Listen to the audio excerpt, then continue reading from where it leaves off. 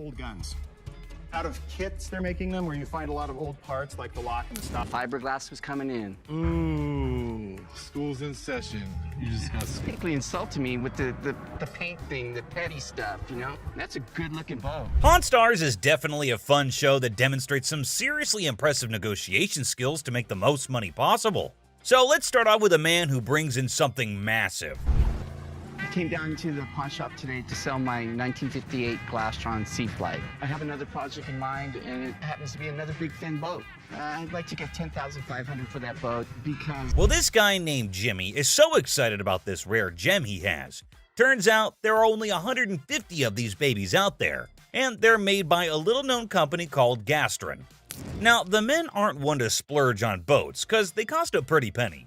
But this one caught his attention, and he's curious to learn more. This boat he stumbled upon was built back in 1958, during a time when everything had those sleek fins to make them look like rockets.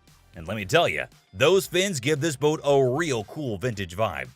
So Jimmy and the crew continue to discuss this boat, and they straight up ask him, how much are you looking to get for it? And guess what? Jimmy wants a whopping $10,500. Now, that sounds pretty unreasonable considering the paint is chipping off, and it doesn't even have the original motor. I mean, it kind of makes sense, right? Why would anyone want to fork over that much dough for something that needs some serious TLC? It's definitely got them scratching their heads and wondering if Jimmy's lost his marbles. I mean, it's a cool find and all, but is it really worth that hefty price tag? I mean, I wish I could do something. It's just, I don't even want to make you an offer. There's too much work that's got to be done for me to make anything. No, okay. All right. That's fine. Well, thanks for bringing it in, though, man. But it's basically insulting me with the paint thing, the petty stuff, you know? That's a good-looking boat. This guy doesn't... Yeah, it's a bit puzzling why our buddy Jimmy got all defensive about it. I mean, they were just questioning the steep asking price, given the boat's condition and missing original parts. It's only natural to wonder why someone would demand such a high amount for something that needs some serious fixing up. It'd be kind of stupid to pay such a huge amount for the boat. This customer was trying to sell a piece of jewelry that didn't exactly hit the specific weight to make him eligible to get the amount that he wanted to sell it for. It doesn't weigh enough for us to take it. Ain't no gravity in my... That's a pretty bold request that he's made, especially to an employee of said store. He wants me to take my jewelry off and put it with his so I can give him more than $5. $5. $5. I'm sorry. That's all we can go. We're just not interested. $5. We're not interested. Before he can hold everyone else up, Les manages to get him away from the window. Thank you. So I can't get, nothing for it? Nah. Ain't nothing gonna work? We're not interested. Ain't nothing go with it. I don't know what else you got to go with it. I ain't got nothing to go with. I'm asking y'all for something to go with it. Instead of just getting out of the store after all their business is over, this man decided to take a seat in one of the chairs in the store, which is a big no-no. No, he can go. I can't get a little different lines. Hold on, man. Since he was being quite irrational, they decided to carry him out of the store, screaming and kicking. Can't get what I'm getting for. That's bull. That's bull. The customer decided to bring a stereo that she'd gotten from the store that wasn't in absolutely perfect condition like she thought it would be. You bought this here? Yes. We just want our money back. The problem is I can't give you a refund. We just don't have that option. I can give you anything else that you want to use. It's not a problem. Things would have gone quite smoothly if the customer's brother, who decided to tag along, didn't try to complicate things. That's much more than that, man. That's not cool, man. We want our money. They sold my sister some broken merchandise. I don't see no point of pawn shops anyway. It's pretty clear to see that they can't get a cash refund. After all, it's in the fine print. But this man remains obstinate with his absurd demand. Well, the problem is we don't refund. That's right on your receipt.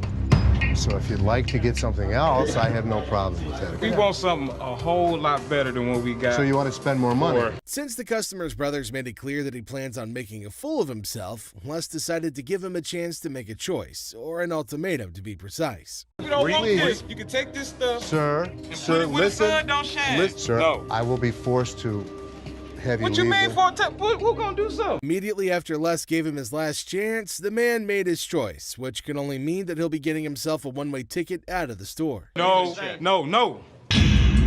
I know. Hey, why don't we come over on this side? Let's come on over on this side. Why don't we come over on this side? You like that, man? They tried to escort him out as calmly as they could, but the man just wouldn't let up. Now, come on, man. You don't want to be stupid. They'd eventually reached an agreement and the repair was underway, but the man decided to burst in once again to cause a scene. No! Get off me, man! No! All he got in return was his forceful removal, despite the fact that he was kicking and screaming like a little baby. Thank you very much. All right, now. I come here all the time, so you just gonna mess it up for me? I've been thrown out of better places. After standing around for quite a while, this irate customer had a lot to complain about. Been here for 2 hours, man. Then they got 11 windows. You got two working. How you doing? I'm finally here, you know what I mean? I've been in the land for like 2 hours. He'd managed to get his hit in, but Ashley decided to remain professional through the whole thing, so they could finish up on time. You'd get out of here a lot quicker if you Hold on, signed what is it. this? What is this? What is what? This ain't what he told me he was gonna give me. What did he tell you he was going to give you? Ashley wouldn't just try to give the man that amount unless that's what has been agreed upon and printed on his slip. You're not getting 400, you're getting 110. Okay, well, you can't give me my 400. Sign that, and I'm I'll not give you your saying money. You know what? Sir. See, you the type of motherfucker I've been caught outside and cracked you upside your head. I'd say that's definitely a threat if I've ever heard one, and the people in American Jewelry and Loan don't exactly take kindly to threats. Listen here, I'm a Go pimp. out front and get I'm a real your pimp. Go I'm out a real front pimp. I'll and put you get on. your back. I will put you on. Go Hold on. out You don't gotta front walk and up get on your me. back. Ashley had definitely had enough of this man and his mess, so she decided she wouldn't be handing him the money that he wanted. Son, Get your want to talk to you. You're gonna talk to me with some respect. I got more women on the street out here hustling, doing things for me every night, every day. The man clearly didn't take the rejection lightly, but with the security team there to keep him at bay, all he could do was talk up a storm. How y'all gonna put me up out this motherfucker, man? You feel what I'm saying? I know you just doing your job, big dog, but I drive with BMW, man. Next up, we've got this customer who had run into some financial issues that needed solving post-haste. I'm trying to get all my stuff out. So, what are you looking to do with that? I'm looking to get $100 for it to help me out. The deal was underway, but they eventually ran into their first cause for argument when the seller called this very outrageous price. What the hell is that gonna do for you? $100 will help me move my out. It'll feed my dogs if I have to, wherever I find. To the seller, $10 probably wouldn't be enough to get him the services he's hoping to enlist with the money, but that's all Seth and Les can offer. What the do you mean it's gonna be a good start? The $10 isn't gonna be. Why couldn't you do 50 for this? Because I could never get 50. Since he was being pretty rude to him, Les decided to teach him a lesson. Either you're gonna accept And you're up in here $10. disrespecting me, trying to hand my back to me. I'm not having that. No. Are you kidding me right now? Things would have stopped there if he just decided to take the doll, but what he didn't, Les dropped it, an action that wasn't well received. If I were to do this, that's disrespecting you. What the is your problem? It's pretty clear that he's not welcome at the store, and since they couldn't satisfy his needs, he should have just headed somewhere else. Pick it up. You want to treat me like a bitch? You're gonna be the bitch. Pick my up. Pick my doll up. Are you insane? Conversation starts normally enough. You might even call it pleasant. Hello. Hi, how are you? I'm good. How are you? The intent behind the customer's visit to the shop is adorable, but the valuation of her gadget is high. It's worth less than $500 to Ashley. How much would she be willing to give to the devoted girlfriend? Oh, I should give her. Yes. This is a pad. I should barely get like 500 for it. I need a laptop. This has happened before. I'm waiting for 20 minutes and Roddy doesn't show up to get this laptop, like if he's on break or if he's gone. The manager that I asked didn't come get the laptop, so I'll just... Leslie decides to fire Justin since his actions breached his trust. You broke my trust. And because of that, Justin, you're fired.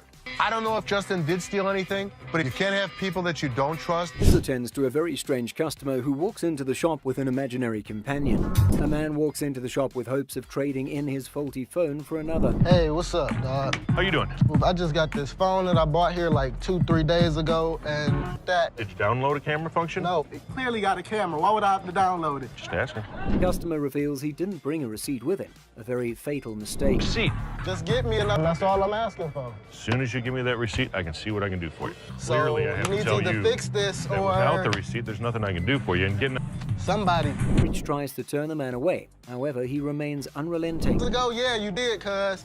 What kind of phone is it? It's an iPhone, clearly. Yeah, but we haven't had one of those out for sale since I've been here in 6 months. We I have mean, no I phones. just seen you in 2 weeks. The customer tried to point out the employee who sold him the phone. However, he outed himself as a liar when he made mention of a time frame different from the one he called out earlier. Buy that from us. Yes, I clearly did. Thank you very much. I appreciate you coming on over here. You can go back to selling that computer. No, hold on. No. Don't touch him and let him go. Man, you and your mohawk, shut the hell up. My mohawk doesn't talk. I talked to the manager or somebody. The goatee is the manager, and he's telling you to either give me a receipt or get the hell. Without any evidence to back the man's claim, Rich asks him to take his leave. These phones right here, what about that one right there? Did that one work? Pull the things up over your ears a little because you clearly can't hear me. There, it's off. Phone work. It's a simple question. Does phone work? You know what? Can you go show him how it works? Take a picture out in the parking lot. Having had enough of his rude countenance, Rich asks for help in kicking the man out. Okay, just don't touch me then. I'm gonna be back. I'm coming for my money. Clear? Send me a picture of the receipt from your phone. The man and his girlfriend meet Seth with the hopes of making a trade. He told me he spent $1,000. They're not real. They not real. No. The man tries to stop his girlfriend from trading in the earrings he got for her so he can... The woman accuses Ashley of selling a fake item to her. Hi. How you doing? Good, how are you? I asked for a chinchilla scarf. Yeah. And you sold me a rabbit. This look like chinchilla to you? How much did you spend? Do you remember that? I know I spent the grip. Grip. Ashley tries to get a handle on the situation at hand. Okay. How do you know it's rabbit? I guess my girl told me. She threw it back at me and told me this ain't chinchilla, this is rabbit. After the customer revealed how she came to the conclusion that the item was a fake, Ashley denies having sold the item to her. I didn't sell you this. You sold me this. Do you have your receipt? I don't have a receipt. It's in your... The receipt's in my... To confirm if she really bought the item from the shop, Ashley asks for a receipt. However, the woman maintains a confrontational stance. You sold me this for real. I ain't leaving here until I get money back. That is Bub's money right there. Ashley could only stare in shock as the woman put out her argument. Yes.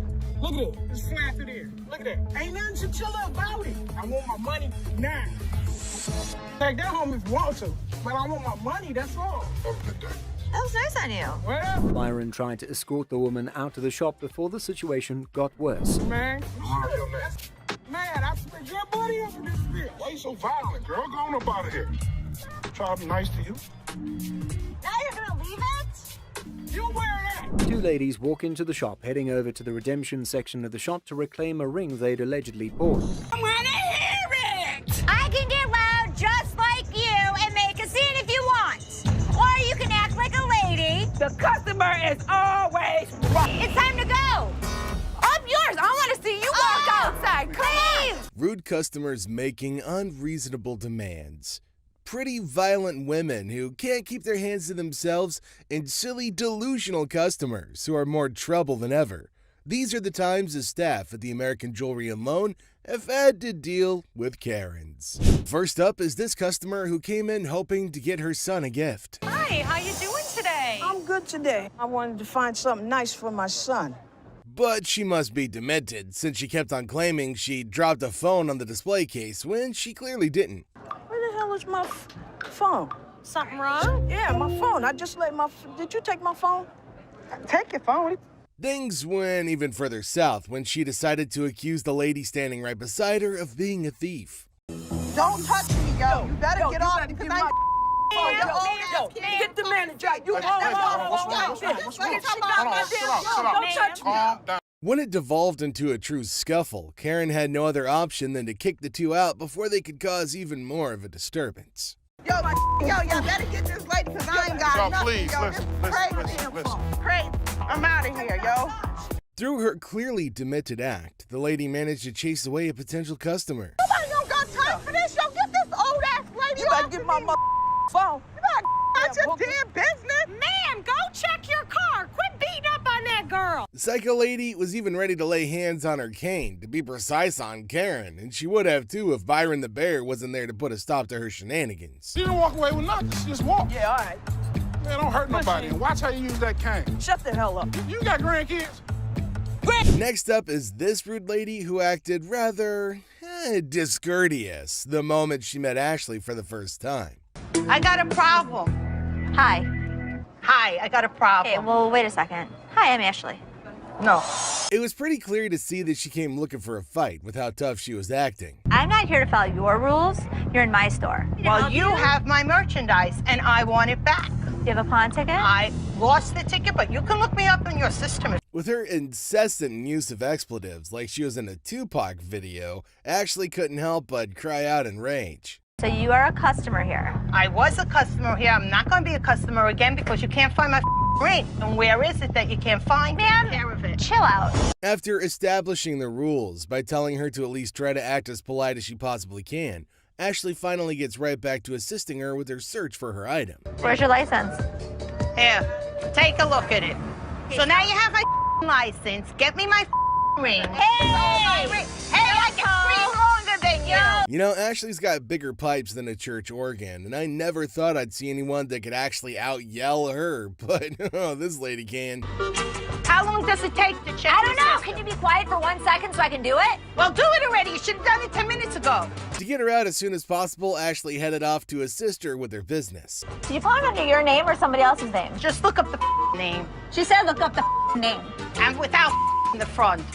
Are you kidding me? They couldn't find her name in the system, and with great satisfaction, Ashley headed back to relay that news. Bye, Felicia. You can take your license and take it where the sun don't shine. Because I don't have your ring. He said that he came here for the ring, which they bought from these ladies for $10,000, but they didn't pay and gave them the receipt. Now, he put up the receipt and showed it to Les and accused them of cheating and stealing from the women and taking their expensive ring. But Les was cool and controlled his anger. Whoever produced this ticket didn't understand this is the amount of numbers that are here. Okay. Number two is state law mandates that we print the law in a 12-point font. Okay. This is much smaller. That is some bull. It may be bull, but that's the truth. I don't know how I got mixed up. There's the game-changing point. Les, after listening to him, explained that he will reveal the truth now by showing the real receipt that they had. He went and came back with real receipts that they've been giving to the customers. There, he spotted major differences. He notified him of the major changes in the receipt that he brought. The attorney turned to the women, but oh my god, they're still accusing Les of having given them the wrong receipt and asking the attorney to take the money from Les. The man, being down on himself as you can see, argued with. The man showed the evidence to the ladies and told them that they were having the wrong receipt, but they continued to argue. The ladies started harassing both of them and started using personal attacks. They were all arguing amongst themselves. Pretty crazy. The attorney went back as he can't do anything for the ladies. How are you? I'm doing okay. What can I help you with? Either trying to get a loan on it or you guys can buy it. Trying to sell it for maybe like $150. $50. Why is it $50? The certificate and everything is in there. And the bag costs actually way more than that. Well, if you can tell, it's actually stained Okay. all through here. I'm trying to sell it for $150 or get a loan for $75 instead of the $50. Yeah, I wasn't interested in more than 50. If you know purses, then you know the. As our unsuspecting customer strolls into the kitchen at chaos, little does she know what's cooking today. Ashley, patiently bracing herself for another round of absurdity, politely inquires about what the customer's looking to offload. The girl, blissfully unaware of the purse's actual value, confidently suggests a price that's almost a steal. It costs way more than that. Okay, but I'm not going to pay you for the amount that you think it's worth because it's stained. This is not one of the newer ones. This is not this season. I know about purses. It was torn. It was stained. It's not even the last season's bag. The thing is old. But you still willing to buy for $50 though, so if it wasn't worth And now the plot thickens. The lady asserts that if Ashley truly understood purses, she'd gladly accept the offered amount. However, Ashley, standing firm in her claim that the purse is torn and not worth more than $50, creates a hilarious clash of valuation difference. We even say $50. So they didn't say it wasn't worth. Can I talk to somebody else? I don't want to talk to your pepperoni looking ass. Can I get somebody? My pepperoni looking at. Pepperoni ass? I don't even know what that means. She take a look at her own ass. Can I get somebody else to talk to? It don't even matter. I don't have to talk to you. And I don't talk to you either, so why don't you go home, leave Can our I store? talk to somebody else? Why do I have to talk to you? Because You I'm the disrespectful. manager. I'm disrespectful and you call me a pepperoni ass? Ugly ass bitch. F you. And it's time to cue the drama. Ashley throws out the bold figure of $50, and it hits the customer like a curveball she wasn't ready for. Feeling the heat, our lady teeters on the edge of diplomacy and blurts out the unforgettable line. She labels Ashley a pepperoni ass and decides that she'd rather chat with anyone but her. Talk about spicing up negotiations. 3 males walked into a pawn shop. One of the suspects stood at the door as a lookout while the other 2 suspects walked directly over to the display cases. So, like, these 3 guys roll into the pawn shop, just casually strolling in. The other 2 guys, they head straight to the fancy display cases. It's all got suspicious vibes. And then, bam! One of them whips out a sledgehammer and starts smashing the glass. Things are starting to get pretty wild. At some point, a customer from the place is seen leaving calmly while the lookout tells her to hurry up. The suspects appeared to be wearing heavy-duty gloves in order. At one moment, a person from the shop strolls out all calm, and someone's keeping an eye on her, urging her to speed up. The people thought to be involved seem to have on these tough gloves, maybe so they don't get any cuts. Not to get cut while removing the glass from the cases. Both suspects placed the jewelry and many other valuables in the bags. So when they took off the glass from the cases, both of them put the jewelry and lots of other valuable stuff into bags. After that, they hightailed it out of the store in a black Mercury Marquis. Case at? Where the case at? Where is it at? Where he put them on? The guy storms into the pawn shop all worked up and starts shouting about a missing case. He's demanding to know where it is, and he appears to be accusing the staff of removing. The feeling of stress in the air is increasing, and it's obvious that something is wrong. When I take gangs, take your wives, my damage too. That's the way it came in with the kids. That's the way it came in. You gonna act like I ain't got no sense? He's accusing us of taking games out of his unit. Look at the ticket. It never said with game. The atmosphere gets even more intense as the guy accuses the pawn shop of messing with his games. Les, the cool guy at the pawn shop, stands his ground. The customer's getting more agitated, making accusations and even talking about blowing up the place, which is just adding to the chaos. At that point, man, you can get your arms up off belly and none of your body parts on me, bro. After all the stress I have, the last thing I need is a customer causing a scene. Despite the escalating situation, Les stays calm. He tries to talk sense into the upset customer, especially with a big event coming up the next day. I know how to walk. I ain't in literal because I potted a week and y'all motherfuckers in my middle and put them games in there. And you wasn't even standing there when I potted it. Somebody need to blow this place up. It's time to go, sir. You ain't gonna get my window. I'm not. Let go. Can I get my weed? He'll get it for you, don't worry. You're making a threat like that? The situation becomes alarming when the upset customer makes a threat to blow up the place. Les, rightfully concerned about the safety of everybody, asks the guy to leave. Security becomes a priority, and the customer's demand for his belongings takes a back seat to the potential danger that he's creating. It's a challenging moment for Les, who's just trying to manage the chaos caused by an irate customer. A real gem walked through those doors. This guy, I kid you not, strolls in without a single thing in his hands. The suspense is killing me. What on earth could he be after? Brace yourselves, because this one's about to blow your mind. So a guy comes in asking to tattoo their logo and get paid for it? Now, I won't sugarcoat it. This idea might come off as a tad bit idiotic, but hey, different strokes for different folks, am I right? I don't think that this guy was thinking through this. My dad wouldn't get it done, so why the would this guy get it done? Guess what? Ashley ain't exactly blown away by this whole thing and finds it pretty dumb if you ask me. Just when you start thinking he's all about giving props to the shop, it turns out he couldn't care less. You got any tattoos underneath?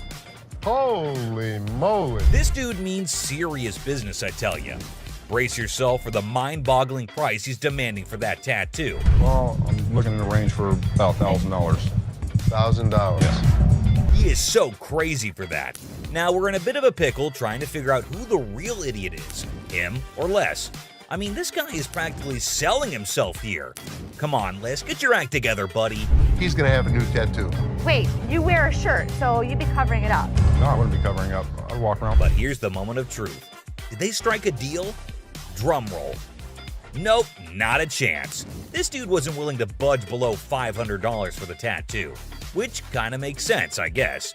But Les wasn't about to cough up more than $250. $250. Can't do it.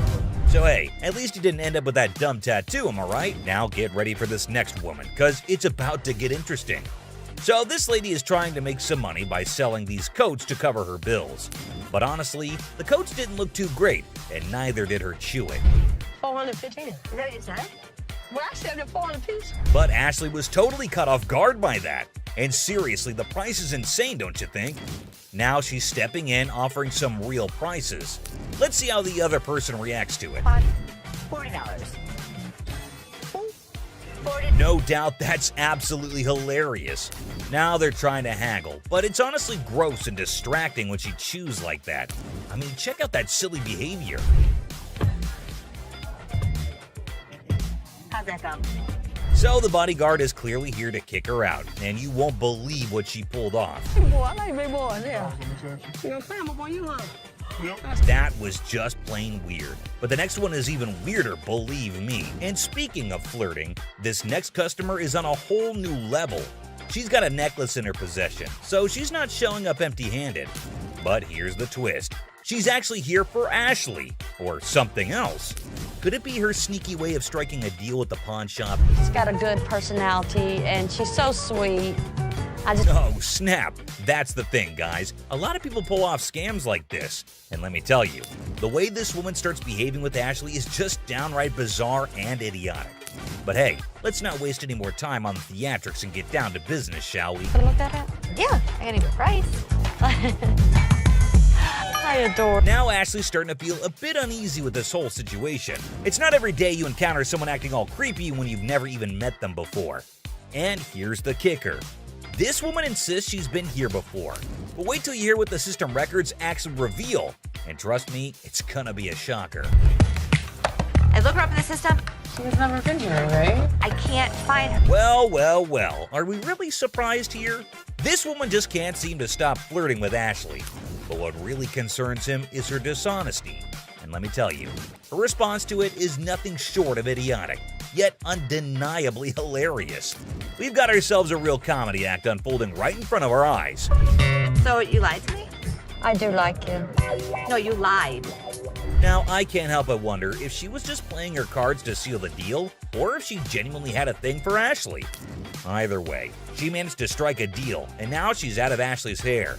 Mission accomplished, I suppose. Customer walks in with Travesky crystals. Seth has no idea what the hell these crystals are, but he knows what this woman has is not real. My grandmother gave me that ring before she passed away, and she told me that they were Travesky crystals. I'm not interested in your crystals. No, I'm not going anywhere until you give me some money for my crystals. Do you not understand English? The crystals may be fake, but not everything about this lady is fake, and she does her best to make that point to Seth. Me, personally, I'd rather buy a Kyber crystal. Something that's real. Really? These right here, they're real. They're real. Can I get some money for those? So you know what? All this fake ass. You don't know no crystals when you see a mother.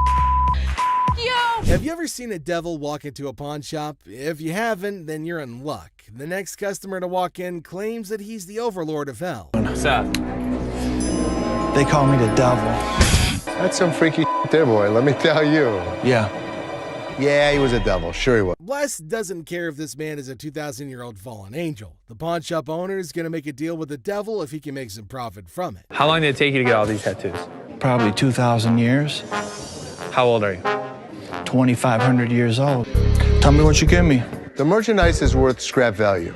I could have gotten $650 for this stuff. I take $650. I can't give it to you. Sorry. Two old men come into the store looking to sell a computer that could go for a lot of money, if they sold it in 1997. We need some money. We're going to out west. We killed all the deer in Michigan, so we got to go out for bigger and better stuff. Most people don't get that aggravated when they bring in, like, ancient artifacts. Yeah, people collect these. Oh, they're antiques now. Both men don't want to leave without any money, but one look at security changes their mind. But that doesn't stop them from stringing along a list of profanities at Les and Seth. 0. How many times do I need to tell you? We're not interested in. Leave the store. I'm not taking it. Have a good day. Usually things calm down once the noisy customers are thrown out, but this time it gets even more chaotic. We're even treated to an unexpected showdown. I did not drop it on accident, man. I didn't break it. I thought it was you, man. Oh, that's good. Two men come into the store and make the weirdest purchases. While Les is happy to make sales, his curiosity gets the better of him. You certainly won't believe what these men want with these items. I was looking at the chainsaws over here. We have chainsaws. You make a deal on both of them? Sure I can. So what's all this stuff for? Home defense. What? The zombie apocalypse is coming. Where other people see weird men, Les sees dollar bills. The veteran pawn shop owner goes into full salesman mode and makes even more profit from the hardcore zombie killers. Zombie apocalypse? But you know what? As long as they were buying, I'll listen to any bull they have to throw at me. Thank you very much. I'll have my guys write you up. I think we got a pretty good zombie kit today. Got us some chainsaws. You know what, Rich? You, get out of the store! Thank you. Seriously? You just came right in the middle of my sale like that? We sold it, right? That's right. That's what matters. Yes, it does. I cannot wait till Uncle Les comes back. Well, ask one more time. Did you say get out of my way, you bitch? I told him you a long bitch. Get the real line. Use of abusive terms in the workplace, Les calls for Tony in an attempt to investigate. Sit down, please. Yes. It's been brought to my attention that you have told Linda to get away from me, you bitch. Prove it. I ain't did nothing. Les is pissed with the gutsy move Tony pulled when he refuses to speak the truth, asking for proof instead. Tell me the truth. I did nothing but sold it, coat to a customer of mine. Les tries to make Tony confess by taking what he considers a softer approach. Tell me the truth and you'll be okay. It don't matter. I'm gonna lose anyway. It's what difference it make. Whatever y'all gonna do, man. What kind of attitude you got with me? It ain't you. Come on, man. You know what I'm going through out here. You know what she's doing on purpose. Do I give a as long as you make the sales? I make the sale. After trying one last time, Les manages to get a confession out of Tony. Well, ask one more time. Did you say get out of my way, you bitch? I told him you a long bitch. Get the real line. Since he confirmed he did violate the rules, Tony bags himself a suspension. All right. See you Saturday. Maybe. Although he successfully delivered punishment to Tony, Les failed as a boss when he refused to try to know what could have led to the issue. How many chances can I give this guy? Ashley, how many chances can I give you? Me? You! Seth calls in Ashley, Seth, and Karen over to his office to go over the results he got from their miss. Making rounds through the shop, Les finds out Rich wasn't in his post. Where the hell is he? Rich! Seeing that Rich had left the business in a bid for pleasure, Les calls him over for a chat in his office. I'm looking for you in layaway. Where the hell are you? I gotta sit in layaway all day long and just wait for something to happen. I needed to take care of something that was out on the floor. Les threatens to fire Rich, who had been a loyal employee at the shop for over 20 years. Karen attends to a couple who come in looking to buy a ring. Can I try it on? You sure can. It's beautiful.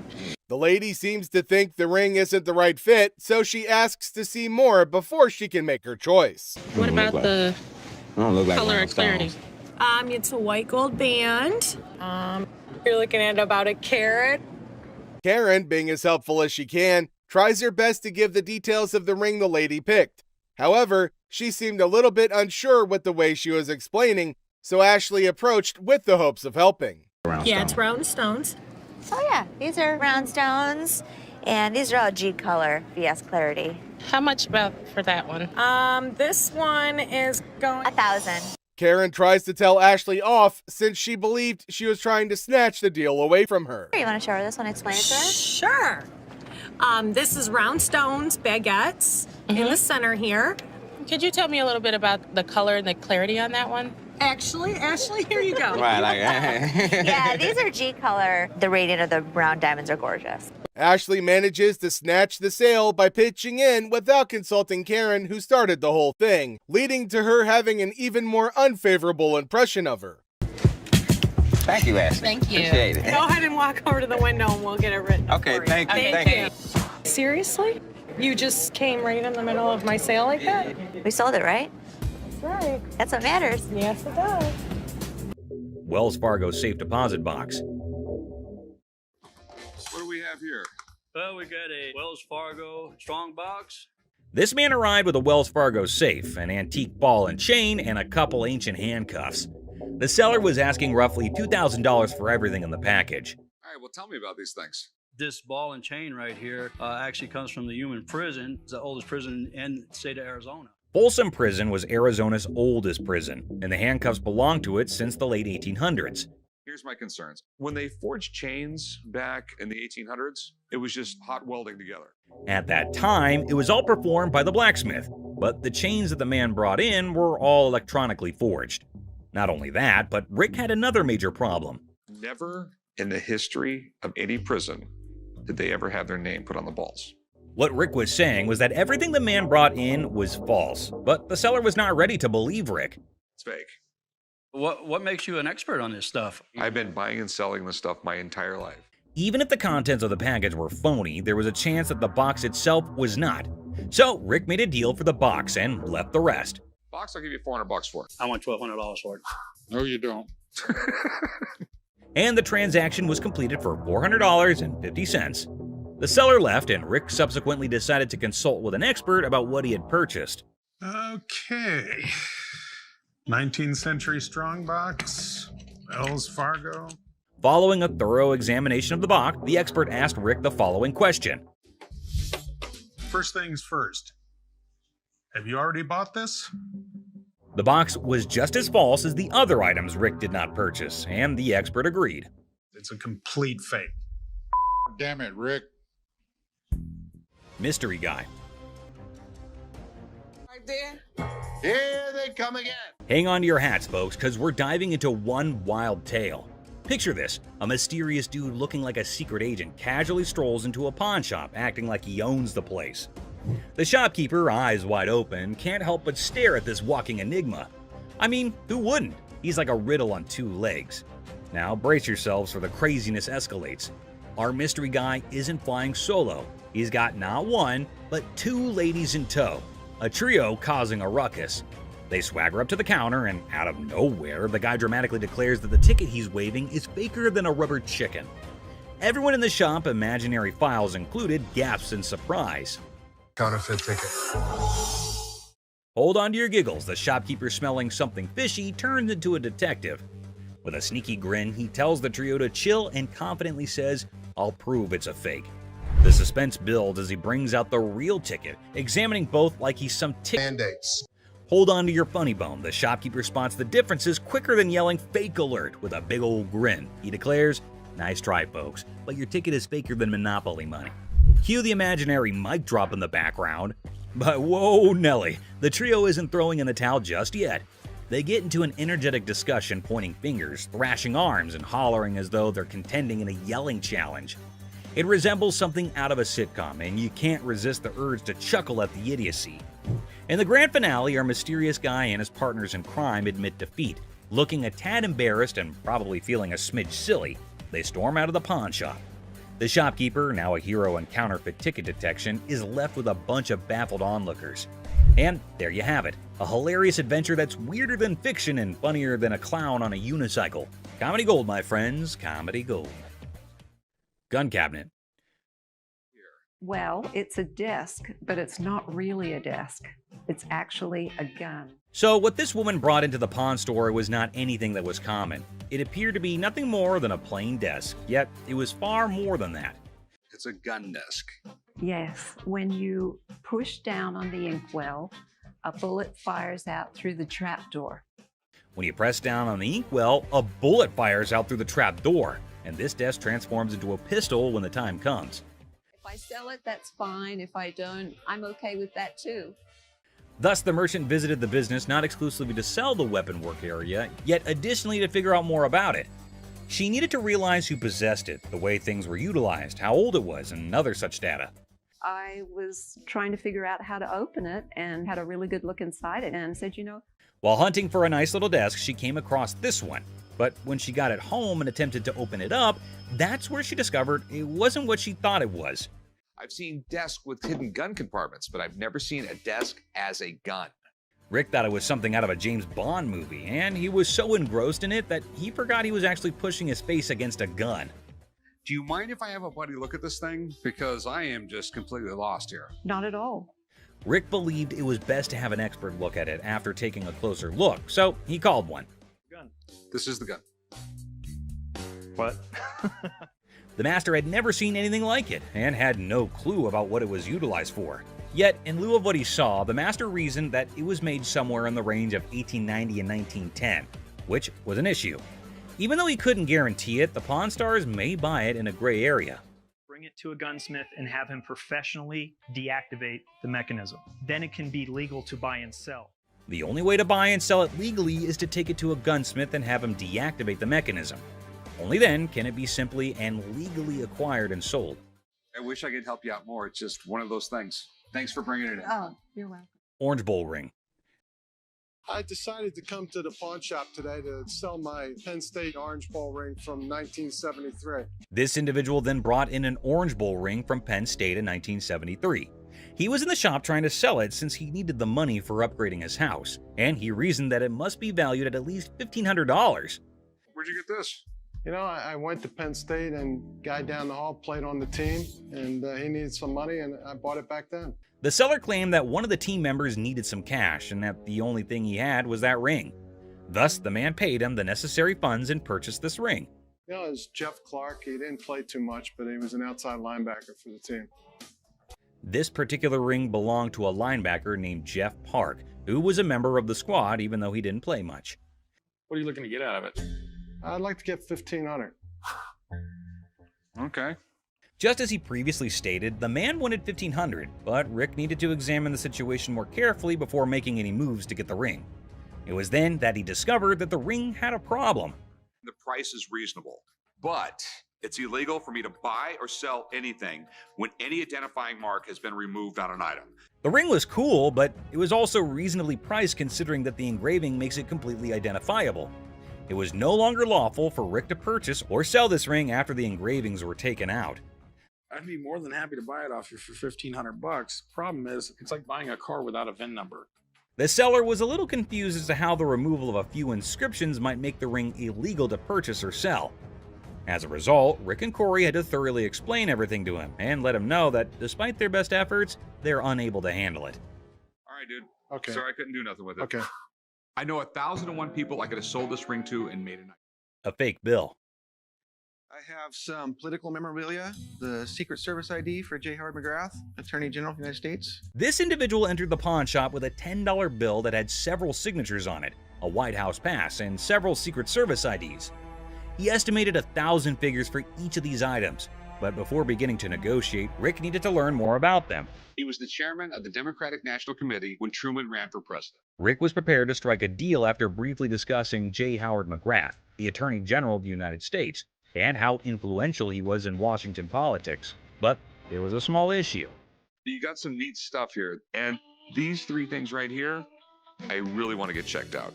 Rick checked everything and concluded that not just the dollar that the man had brought in was counterfeit. Rick had to see the expert to find out if he could purchase the other items since he had a hunch that doing so might be illegal. You don't want. A counterfeit bill is not legal to own. The expert said that the White House pass and the Secret Service ID were authentic and acceptable to purchase, but the fake banknote was a different thing. Thanks for coming in, Mark. Not a problem. You're the best. Appreciate it. Alrighty. Now that the expert had left, Rick was prepared to strike a deal. Aside from the fake bill, he asked the vendor what else he wanted.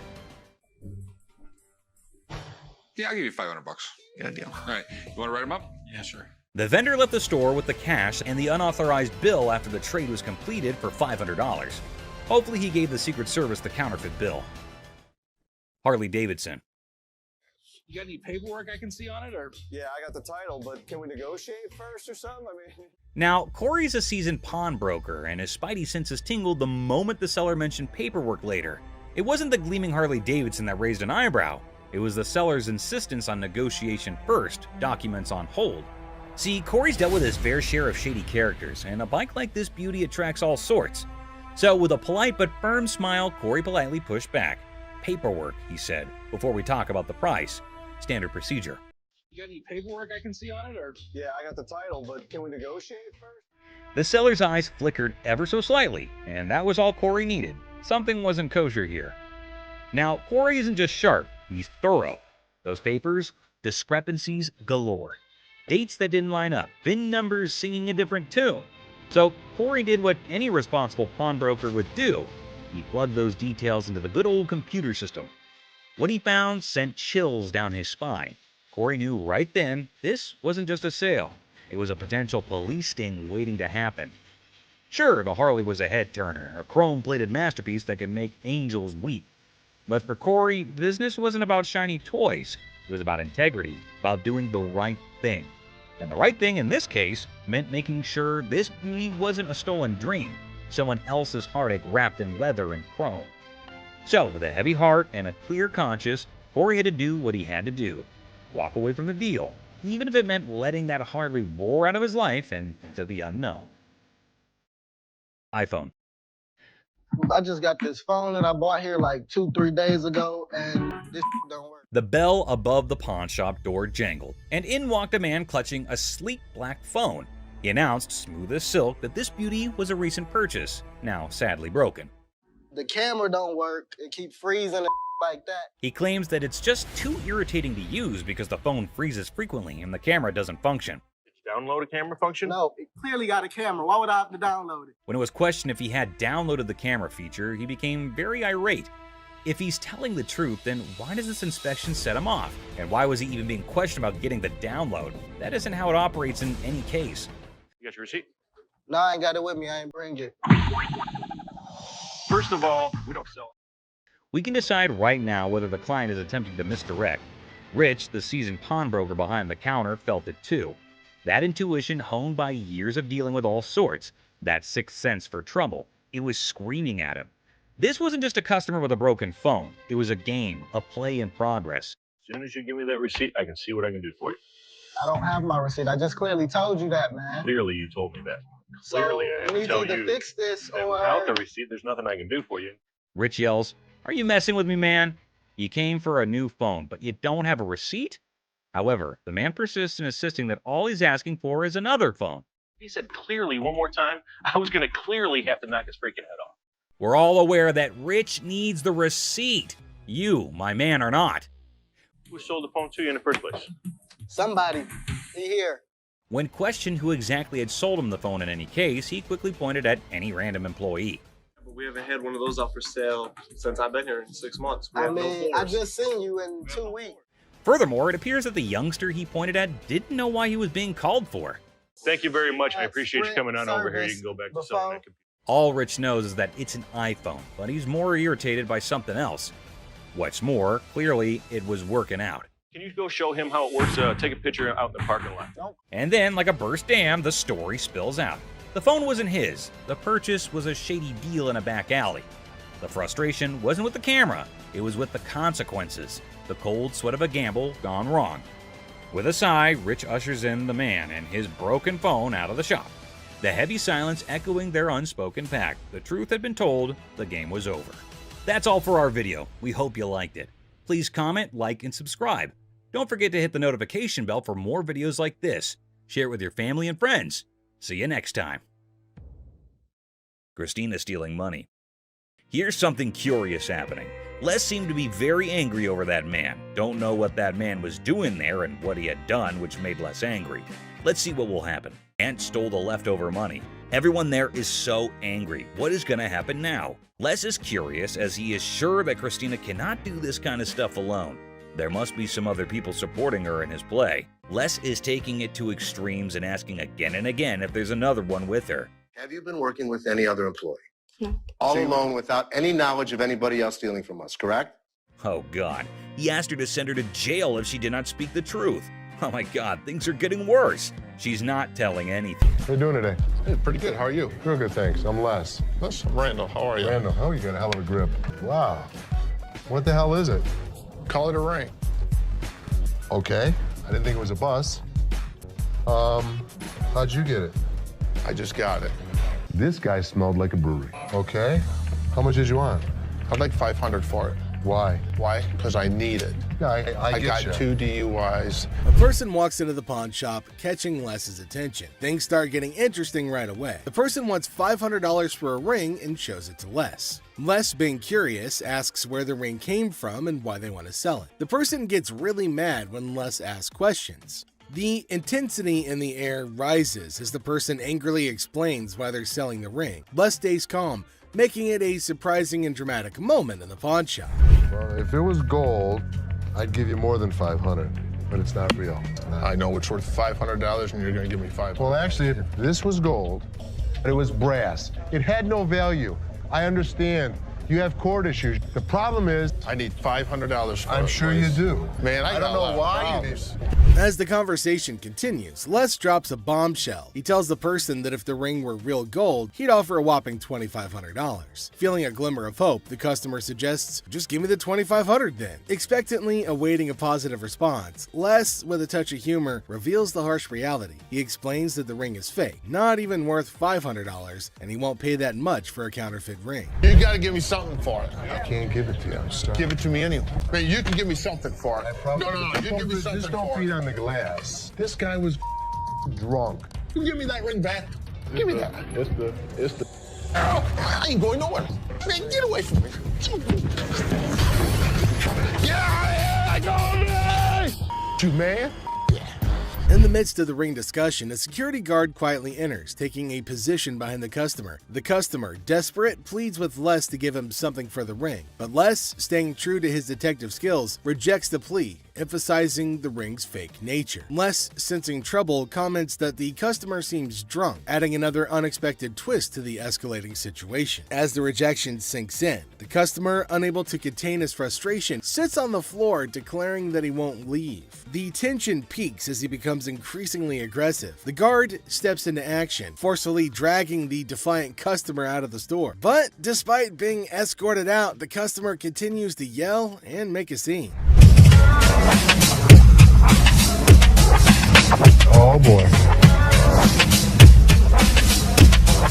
I see you sweating. Yeah. Must be hot outside. No, I was doing karate outside. You're doing karate? And judo. I'm Bruce Lee's sister. Really? Yeah. As the door jingles, a woman strolls into the pawn shop rocking winter clothes in the summer heat. Now she's chatting with Les, teasing him about the sweltering weather. She even claims to be a martial arts pro, throwing around Bruce Lee's name. The banter kicks off with a request for a karate move demonstration. She said she was Bruce Lee's sister. So what you got? The atmosphere takes an unexpected turn when the woman unveils a unique item, a mysterious fox mink. Les, unfamiliar with such creatures, engages in a lighthearted conversation to understand more about this fox mink. The woman, with a hint of mystery, reveals her intention to sell it. A mink fox? I don't know. I'm not into animals. Fox. I've heard of fox. I've heard of mink. So fox mink. Did you want to post? As the conversation unfolds, Les dives into the details of the fox mink, trying to grasp its worth. The woman shares anecdotes about the origins of the item, painting a vivid picture of its history. Les, playing the role of the detective, subtly negotiates and gathers information to figure out the best deal. Sell it. How much did you want for it? $50,000. The encounter concluded with the woman deciding to part ways with her fox mink. Les, using his seasoned charm, finalizes the deal. The quirky tale of the winter-dressed woman and her unique pawned item adds an unexpected twist to the usual pawn shop routine, leaving both parties with a memorable experience. Watch Les, the shop owner, and an angry customer have a loud and dramatic fight in the pawn shop. It's intense and filled with a lot of yelling and arguments.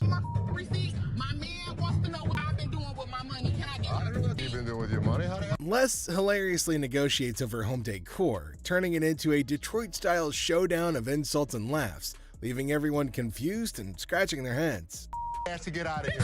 Experience the chaos as a sweaty man in a shark costume demands $800 at a pawn shop, leaving the bewildered staff grappling with his bizarre requests. And I got my TV out of farm. Okay. They didn't give me a receipt, and I need the receipt. We don't give out receipts. What you mean you don't give out receipts? Every time I do business with y'all always give me a receipt. When we give you your item, that's your receipt. That's proof that you paid to take it out. The thing is, I need this receipt to show what I spent my money on.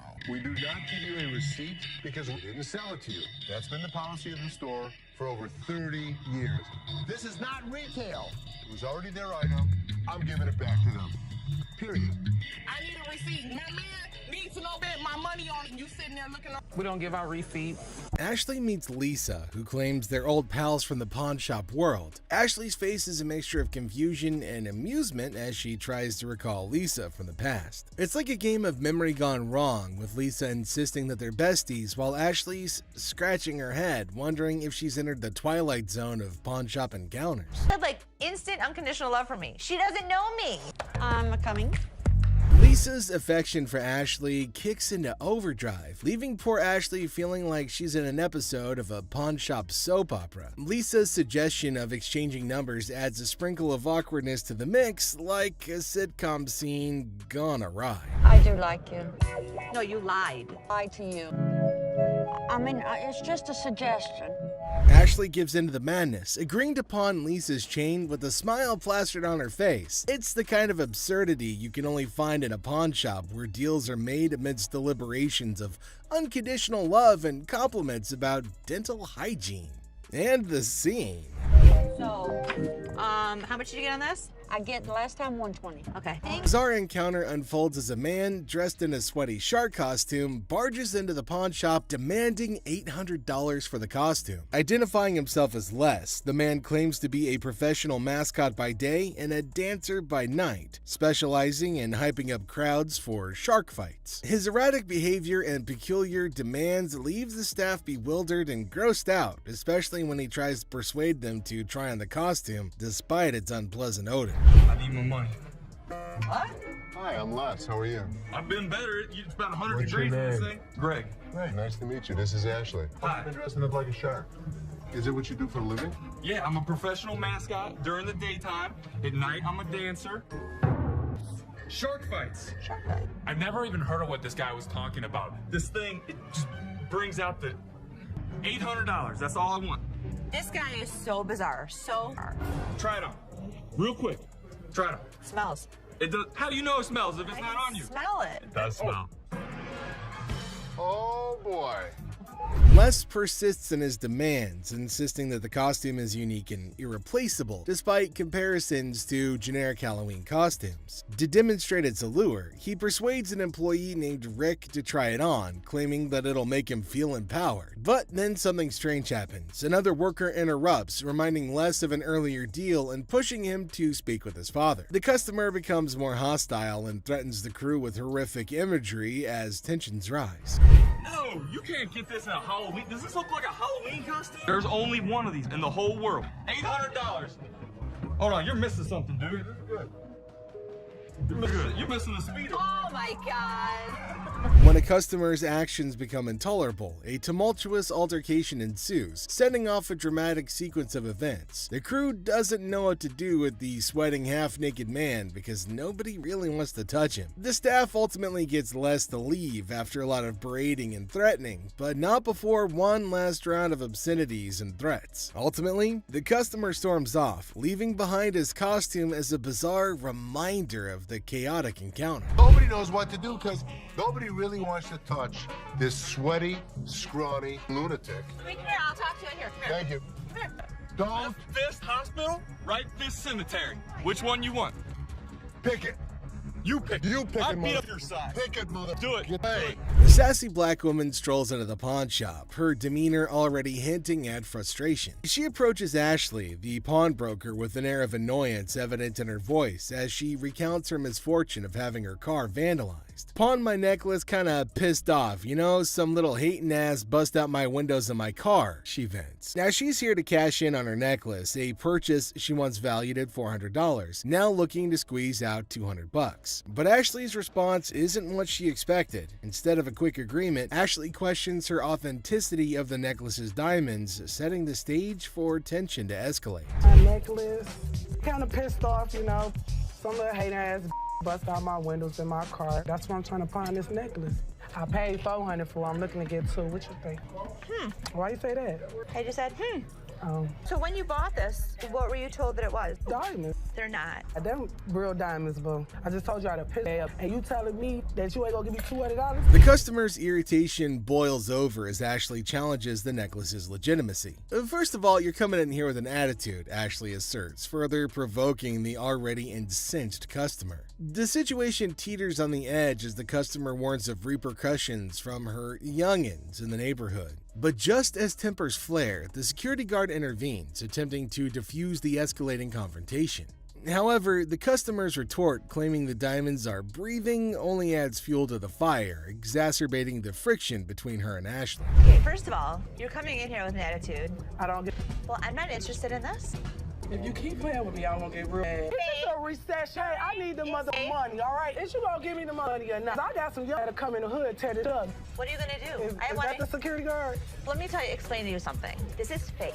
Don't you see? The diamonds is breathing. The diamonds are breathing? The diamonds is breathing. Are you serious? As tensions peak, the customer's threats and insults intensify. "Get out of here, you ain't gonna give me my necklace," she snarls, her anger palpable. The situation spirals out of control as she lunges towards Ashley, prompting the security guard to step in decisively. With firm hands, he escorts the irate customer out of the store, her voice echoing her fury even as she's forcibly removed. The scene ends with a chaotic crescendo, leaving Ashley to exhale a sigh of relief as the door slams shut behind the departing customer, bringing an end to the tumultuous encounter. Get out of here. You ain't gonna give me my necklace? Here you go. You ain't. Don't touch me. Oh, I'll catch you outside, you dirt. No, you better not touch my thing. I'll beat your tall, gumpy ass up. I shoot her ass up. Les gets a visit from a guy claiming he's on a mission from his wife to find furniture. A husband sent on a quest for home decor by his better half sounds like a scene from a comedy. Now, Les is prepared to negotiate, but as soon as they begin looking through the goods, things get hilarious. Well, here's the deal. I just moved from New Jersey. My wife and I, we just bought a house, and she sent me here. She said, see what you can pick up. Perfect. Let's find some. You gonna clean all that up before I buy it? That's why it's so inexpensive, right? Really? Yeah. I gotta tell you, man. We have used furniture that's used. That's why it's $397.77. Really? Well, I only got $200. The customer isn't overly impressed with the couch's condition. Although he has a budget, he's unwilling to spend money on something that appears to have been through a muddy wrestler's match. The banter gets funnier as the customer tries to negotiate while Les defends the integrity of his used furniture. All right, man, let me try, man. I'll tell you what, my shoes are cleaner than this couch. Then don't buy it. Make me a deal. I got cash in my pocket, man. Wow, Come on, man. $200. Come on. The customer's insults towards Les and his family turn things from funny to completely ridiculous. It resembles a farce gone wrong, with insults flying more quickly than a tennis match. Les, ever the professional, maintains his position, but the level of absurdity is escalated by the customer's attitude. This is not the way we operate in New Jersey. What kind of operation you guys going on, man? I bet you're not here far. This was actually my couch. We had a reupholster and I gave it to Ashley. Is that right? Yeah. Is that your daughter? That's my daughter. She must be nasty, too. What did you just say? Don't make my... Come on, man.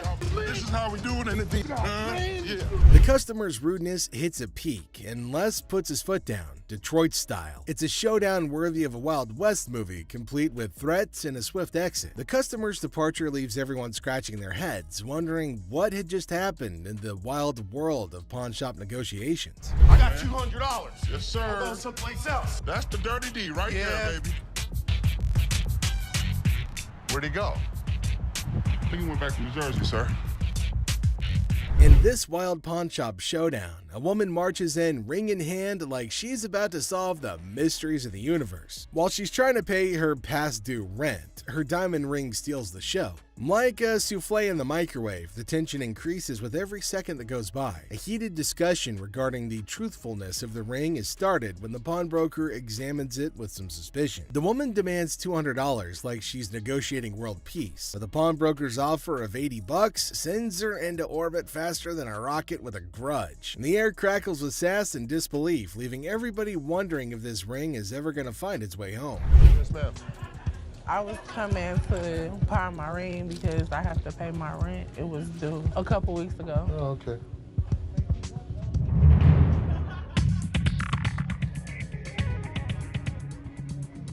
Why you keep looking at my ring like $80? $80. I'm not just about to let you have this for $80. And I paid $500 for this ring. I mean, what, you want the studs on my lip or something? But I'm saying you gonna give me $200 though. That's the only way I'm gonna. So you gonna give me $200 or not? The woman drops a bombshell just when you think the drama's reached its climax. She hasn't given up a ring for pennies. She challenges the pawnbroker to either pay her $200 demand or face the repercussions. It's similar to seeing a high-stakes poker match, but with more bills that are past due and, lip studs. The standoff reaches its zenith in tension greater than that of a family-sized lasagna, and everybody's left wondering who's gonna blink first.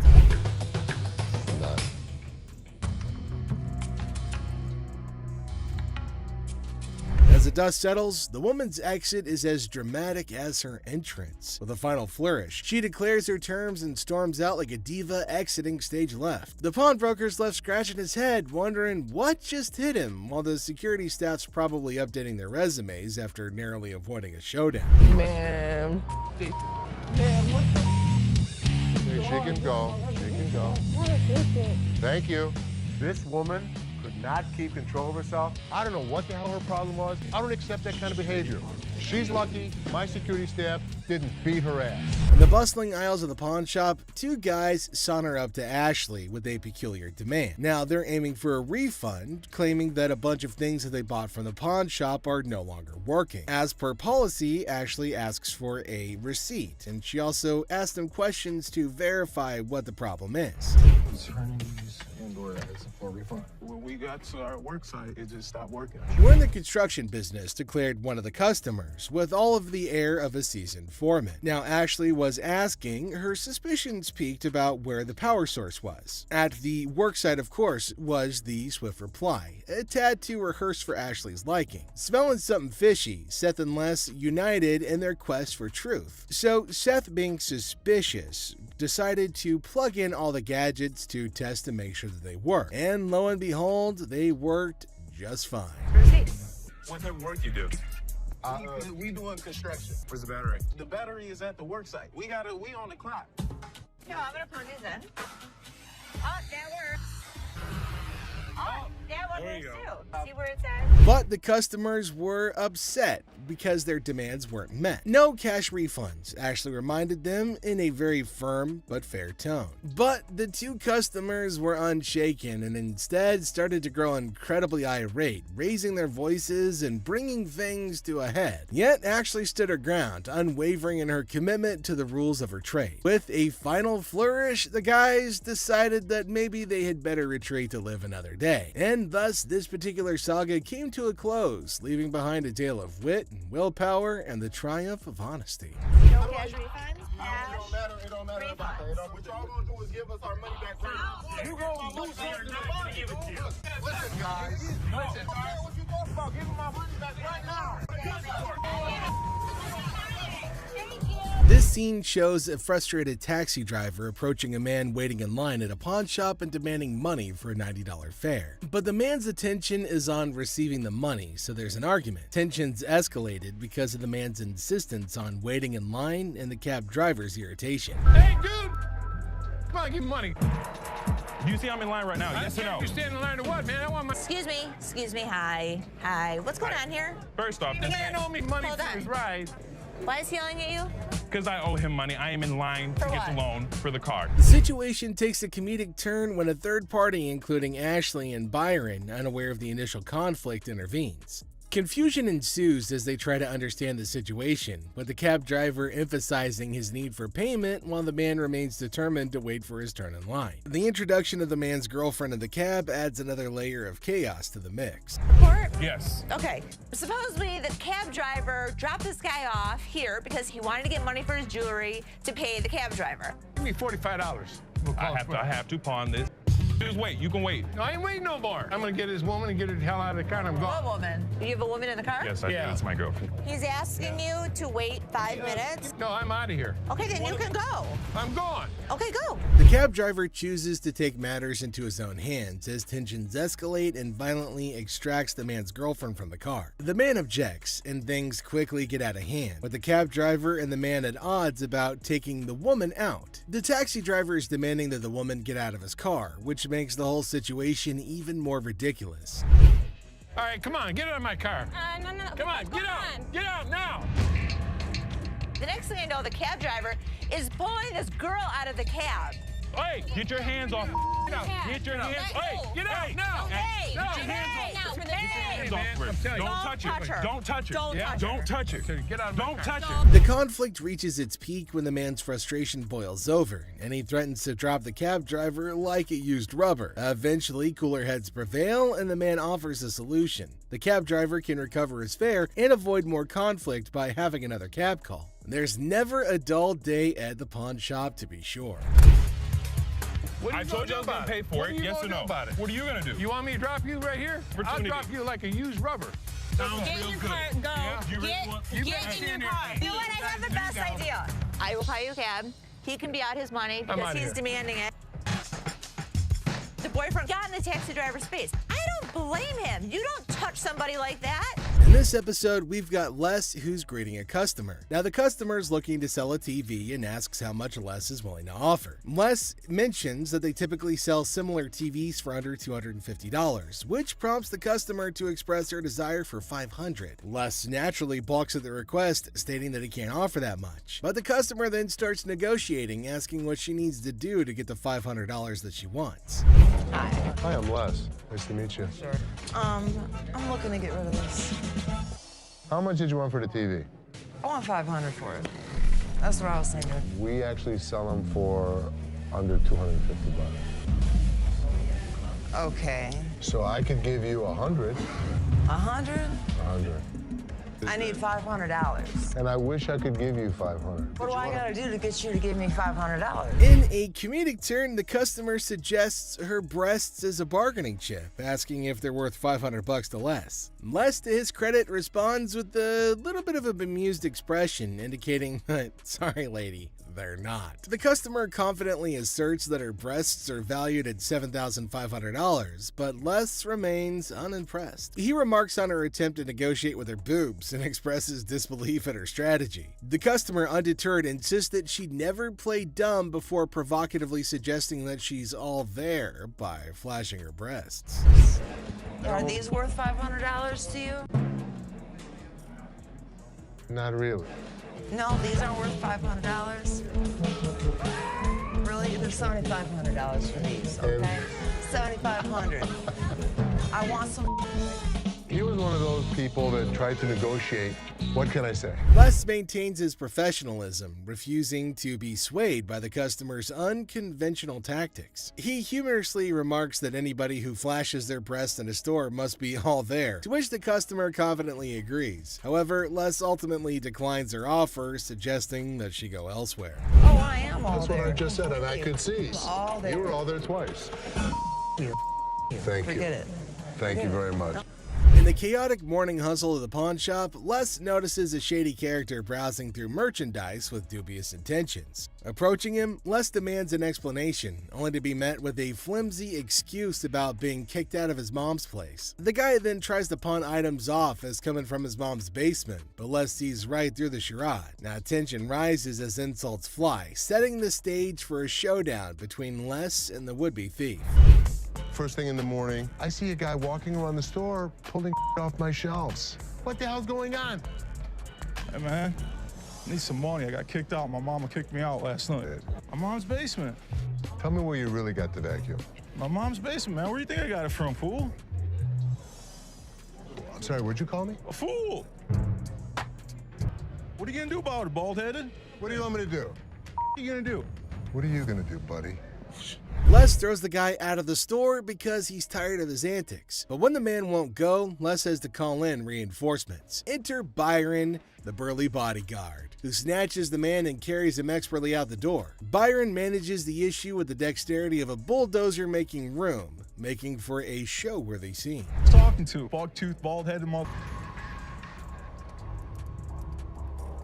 It's time to go. Oh, man. Get out of my store. You understand what I just said? But just as Byron is leading the guy outside, his pants decide that they'd rather pull around his ankles, exposing a little bit less than friendly underwear. But that's just the icing on this whole dumpster fire of a day. As Les sees the guy's humiliation happen, he can't help but laugh. And without warning, another day at the pawn shop comes to an end, leaving us all to wonder what mischievous adventures lie ahead in this crazy world of wheeling and dealing. Do it. Keep walking, bud. You start stealing stuff from my store, it's time for your ass to be thrown out. Stand up. And what an ass that. The scene starts with Ashley getting a bit annoyed, telling the customer not to test her patience. Now she's in a hurry and warns him to speed things up. Then the customer tries to copy Ashley by snapping their fingers, but Ashley quickly shuts it down. She acknowledges the imitation, but firmly puts them in their place with a clever comeback. Even though they're joking around, Ashley still shows that she's in charge and she's not going to be disrespected. Don't get me. I'm gonna get very, very angry right now. Okay. And if you can like hurry it up, then that's better. I can. Hurry it up. Okay, you ain't gotta snap the fingers, sweetheart. I was just imitating you. Okay, but you ain't gotta go that far. You behind here. Oh. Okay. Okay. I don't really have all day for this. You want 20? I want 40. Things escalate when Ashley catches the customer imitating her again. This time, she's not as amused. With a mix of annoyance and humor, Ashley tells her to knock it off. She's not playing around anymore. Finally, she wraps things up with a funny twist, saying goodbye with a playful fake travels instead of the usual safe travels. It's a perfect ending, showing Ashley's authority and humor all in one. Safe travels. Safe travels. The customer, hopeful for a good deal, brings in an item to pawn. Despite his expectations, he's offered only $20, leading to frustration and disbelief. Yeah, man, I'm trying to see how much I can get for this. I'm trying to get at least 100 for it. I have got 20 times, but I won't be able to get that for it. So how much can you give me? $20? The hell you mean? I'm more or less helpful than anything. Man, I'm gonna need more than $20 for this, man. Les throws the guy out of the store because he's tired of his antics. But when the man won't go, Les has to call reinforcements. Enter Byron, who snatches the man and carries him expertly out the door. What's your offer, Jay? 20, which is probably more than I would even offer him. I need my money. I I'm gonna understand. need at least $100 for this. You paid $200 for that, I've ever heard? Yeah, I mean, Really, you paid $200. I'll sell you like 4 of them. I need more than $20. Why is there more staff out here? And I see another irate customer in line. That's all I'm giving you. Period. Despite attempts by other staff members to calm the situation, the customer's anger continues to mount. Profanities fly as the customer remains dissatisfied with the offered amount. I'm the manager. Oh, you are the manager. I'm the manager. You're the manager. I'm $20 for this. I've been waiting for an hour. Yeah, take your out of here. How about 100? You can give me what the I'm gonna do with $20. Don't know. I need more than $20. I had to calm this situation down. Take your out of here. $20? What the I'm gonna do with $20? New manager arrives at the pawn shop, surprising the Gold family, and they introduce themselves and express their eagerness to help out. Now, despite initial confusion, the Golds agree to give them a chance and see how their first day goes. When I worked in sales at a bank, I was in charge of tailoring the products to the customer's wants. So I'd like to think that marketing is one of my strong suits. You like those? Like I said, they're durable, very inexpensive. What do you guys want to do? Do you want to purchase or put them in layaway today? Definitely. All right, I'm so excited. I got my first sale. So what do you think? I love it, but I'm not really sure how comfortable Ashley is about me coming in. You know, I'm really not worried about Ashley. Did you know about this? Good luck, Ash. Have fun, co-manager. The new manager showcases their sales skills, confident in their ability to tailor products to customers' needs. Despite their apparent enthusiasm, several family members question the comfort level and suitability for the position. Can you just go back to your area? Something you want to talk about, Ashley? No, everything's cool. You know, I'm just here to sell and make money for American Jewelry alone. Don't just go sell. We go from 9 to 12. You'll never get what you paid for. You're probably right. Yeah, why don't I just move away? What is he doing? He's teaching her the business. Teaching her to take over? They're not going to get more than $1,500 anywhere else. I can guarantee that. Great. Wow. The new manager and this customer are currently negotiating prices over a deal. And while the new manager insists that the deal's a good one, tensions start to rise as the customer questions the offer. Meanwhile, the Golds observe the situation with uncertainty. A guy strolls in all casual, claiming he scored these concert mics from a crowd toss-up.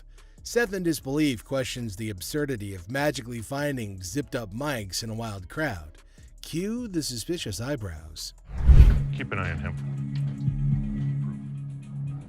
Hi, how are you? I'm from American Jewelry. I have a gentleman down here who is trying to sell me some microphones. Are you missing some? Exactly, I've got them. You're gonna need to come down here. All right, thanks. Ash, call the cops.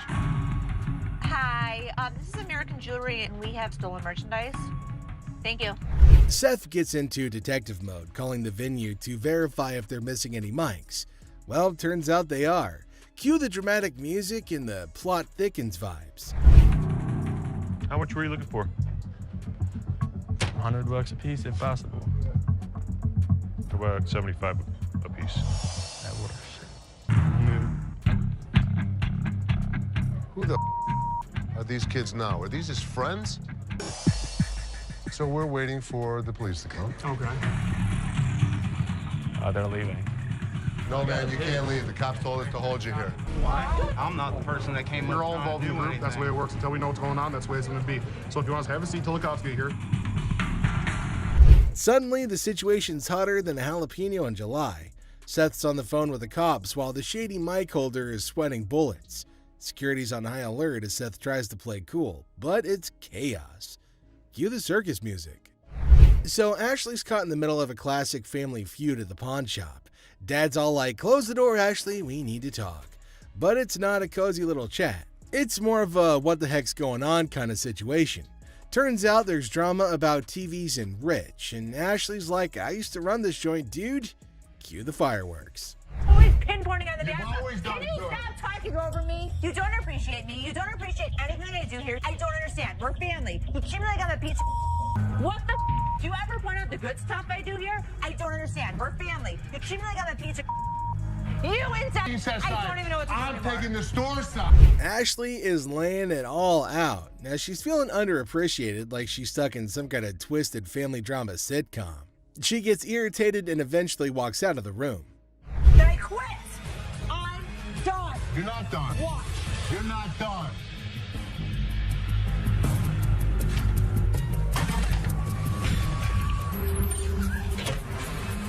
Ashley, one last time. If you walk out that door, don't ever come. What just happened? Ashley just quit. She walked out that door. She's not happy with the way we treat her. I cannot deal with it. I'm out. I don't care what he says to bring me back. I'm done. When you allow your emotions to run a business, it's the worst thing she could ever do. You're gonna lose. But if you thought that was it, there's another surprise twist as Ashley drops a bombshell openly declaring that she quits and that she's done, and then she pieces out, leaving everybody in shock. But Les is stuck scratching his head, wondering what the heck just happened. But Ashley has made up her mind. Emotions run wild and business gets a kick in the gut. Classic pawn shop drama.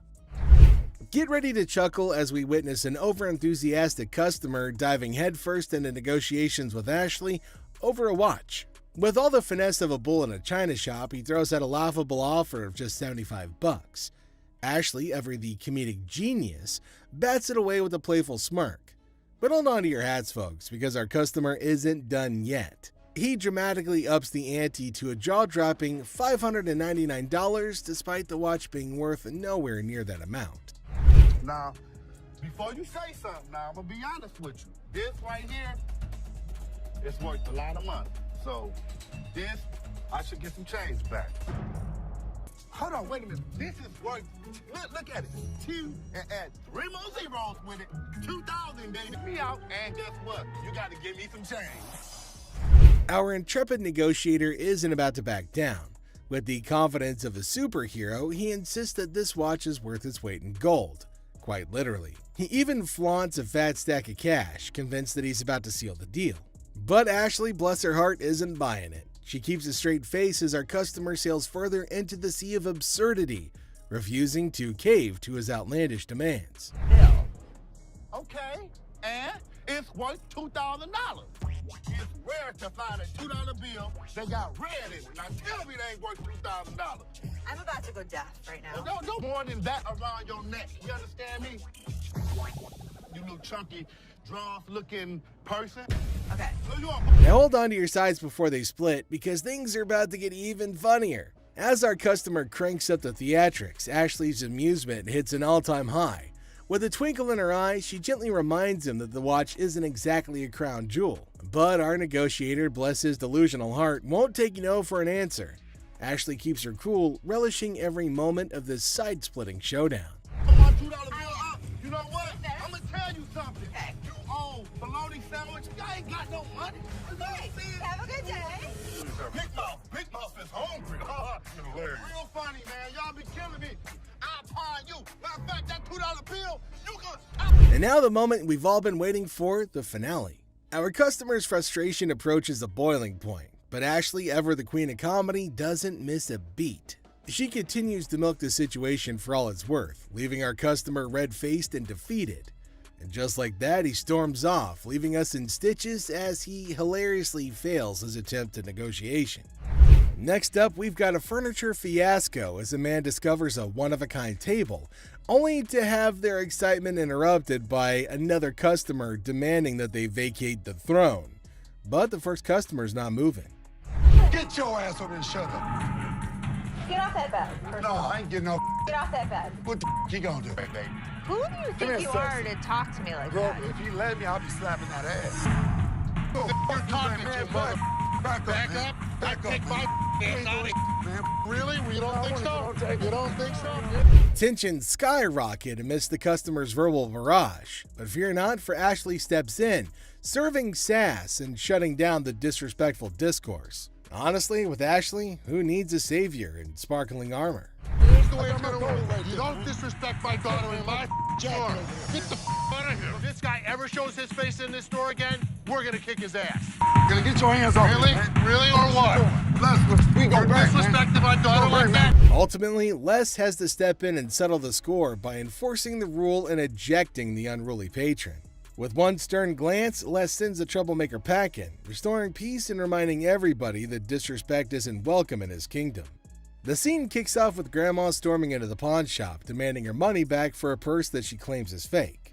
Now she's not holding back, loudly insisting on a refund while the audience can't help but applaud her fiery entrance. You don't want to mess with a grandma on a mission, so she demands to restore her sense of humor before anything else happens. She insists on getting her money back, saying that the purse she purchased was just as phony as a $3 bill.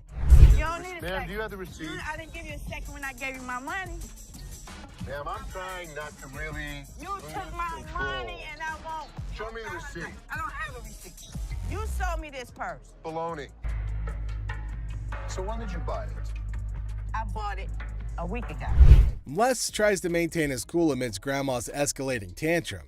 Now he asks for the receipt, but Grandma didn't expect that curveball. Now she intensifies her demand for a refund, saying she isn't playing games with her hard-earned money, even without a receipt in hand. Now, Les's justifications aren't going to hold water with her. She wants her money, and she wants it now. From me. From you. This is tarnished. You know what that stands for? What does that stand? I want my money.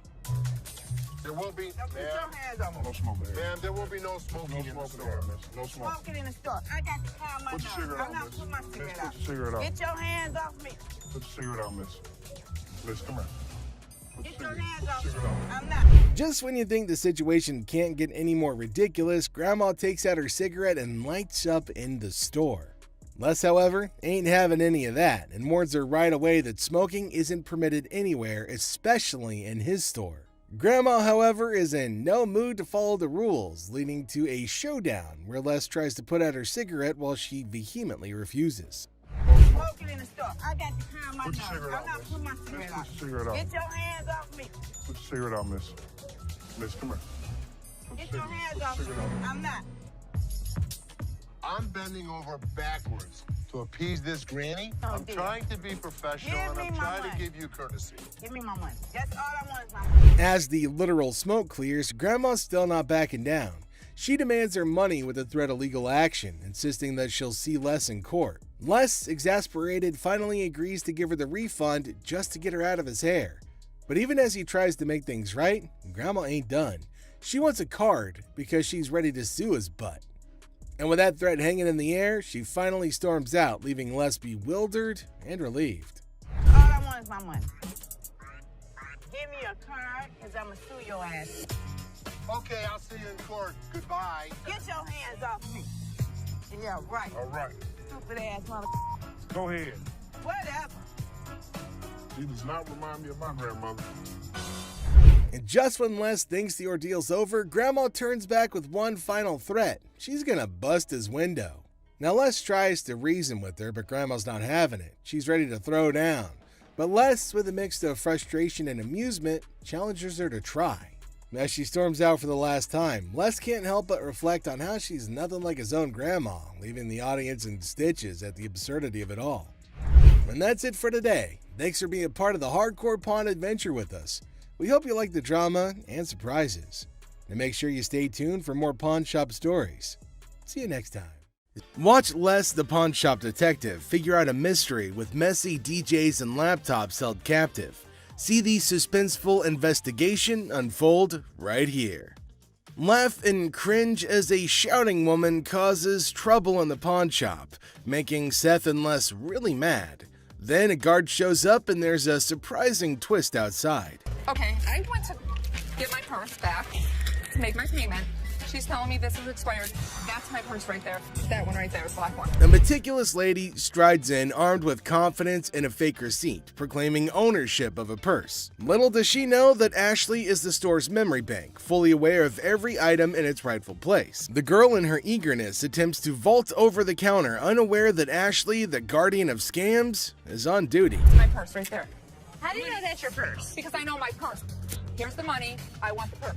That bag was never in pawn. If you want to buy it, I just want to look at it and make sure it's not mine. Undeterred by gravity and common sense, the girl persists in her charade. However, Ashley stands firm, recognizing the futility of the scam and the level of wrongness involved. It's like trying to sneak a peek at the answer key when the teacher is watching. Yeah, that's not happening. First of all, don't talk to me like I'm an idiot. Give me my purse or I'm going to come over that counter and get it myself. oh my God. Get your hands off me. Have a nice day. Let's go. Walk yourself out, yo. You. With a swift resolution to this failed escapade, the girl finds herself unceremoniously escorted out of the store. Lesson learned: Ashley's scam radar is always on, and jumping over counters won't get you far in this pawn-filled drama. Enter the family feud. Ashley drops the bomb on her brother Seth, calling him a hypocrite. But why? Well, he casually throws around $880 for a painting, while Ashley, according to her, can't even snag a deal for $30. Sibling dynamics at their finest. And as Ashley confronts Seth about the apparent double standards, she probes into the intricacies of spending $880, questioning how bad it could be. Seth, in classic sibling fashion, argues that his purchases are all about resale value, a concept he conveniently forgets when it comes to... I am not going to forget the situation anytime soon. Beth set her watches back. Things heat up as Ashley demands an apology. Seth takes a nosedive into being the ultimate a-hole, apologizing for an $880 buy. Oh no. Instead, he hits her with a sorry not sorry for her supposed attitude, topping it off with a charming label. Well, let's just say that it rhymes with witch. Sibling rivalry reaches a whole new level on this show. There's two guys out here that are saying they were scammed out of their laptops, and that whoever did it is working with one of our guys. You want to come out and talk to him? All right. Thank you.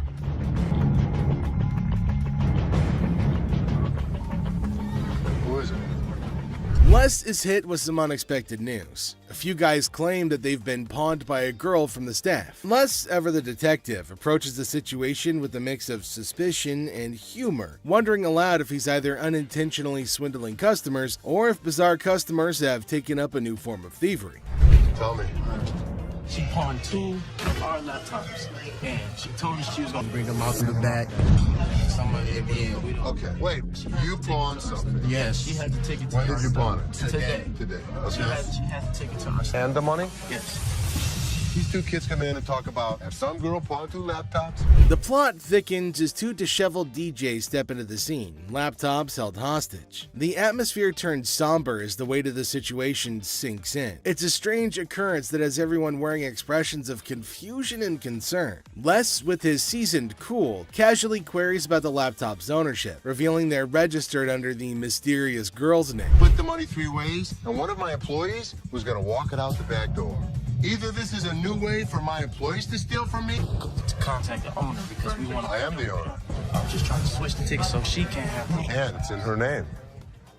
No, that's why I wanted to know if I can't do it. The tension rises, but Les doesn't crack under pressure. Maturely handling the situation, he asserts that he needs the lowdown to work his magic and get those laptops back where they belong. It's a pawn shop mystery, and Les is the detective determined to unravel the peculiar case of laptops and loyalty. Tame a woman at the counter. Let's see what she's gonna come up with. Is she asking for free money?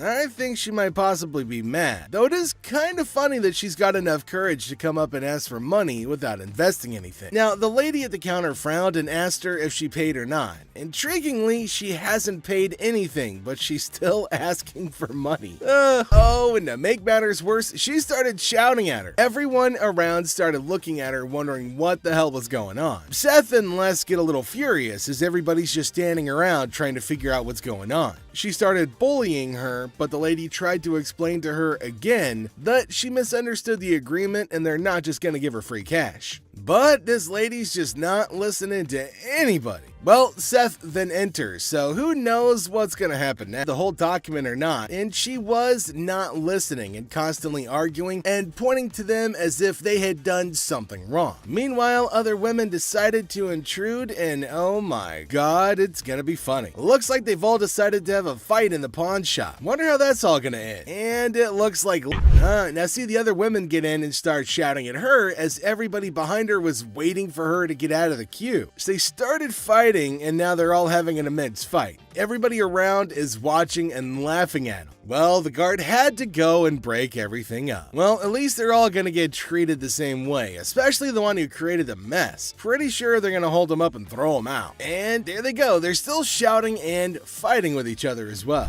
So they were sent outside and they started beating on each other, holding each other by their hair. Man, they beat the crap out of each other, and people around them were just watching and waiting and having a curious but funny conversation about their nonsense. Talk about a hella cringe episode. It's Robert. Nice to meet you. Nice to meet you, Dennis.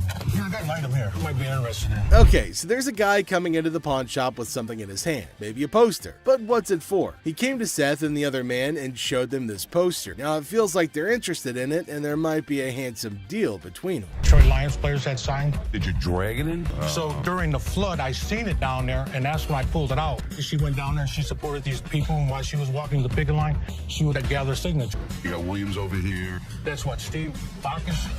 This is the first time a guy actually brought in, and I just got on the picket line because I'm on strike right now myself. We've been on strike for almost 3 months now. $1,000. He started describing the poster that's mainly about the protest of people in history, and it's got lots of signs of well-known people and has got a lot of worth. He explained everything in one go and demanded a heavy amount for it as it was really valuable to him. Seth told him that it's got some stains on it, and it's no doubt the same poster of historical strike, which made it worthy, but for him it might make a lot of difference. I hate the condition of it. I understand, and I You gotta understand when it comes down to collectors, everything is about condition. Absolutely.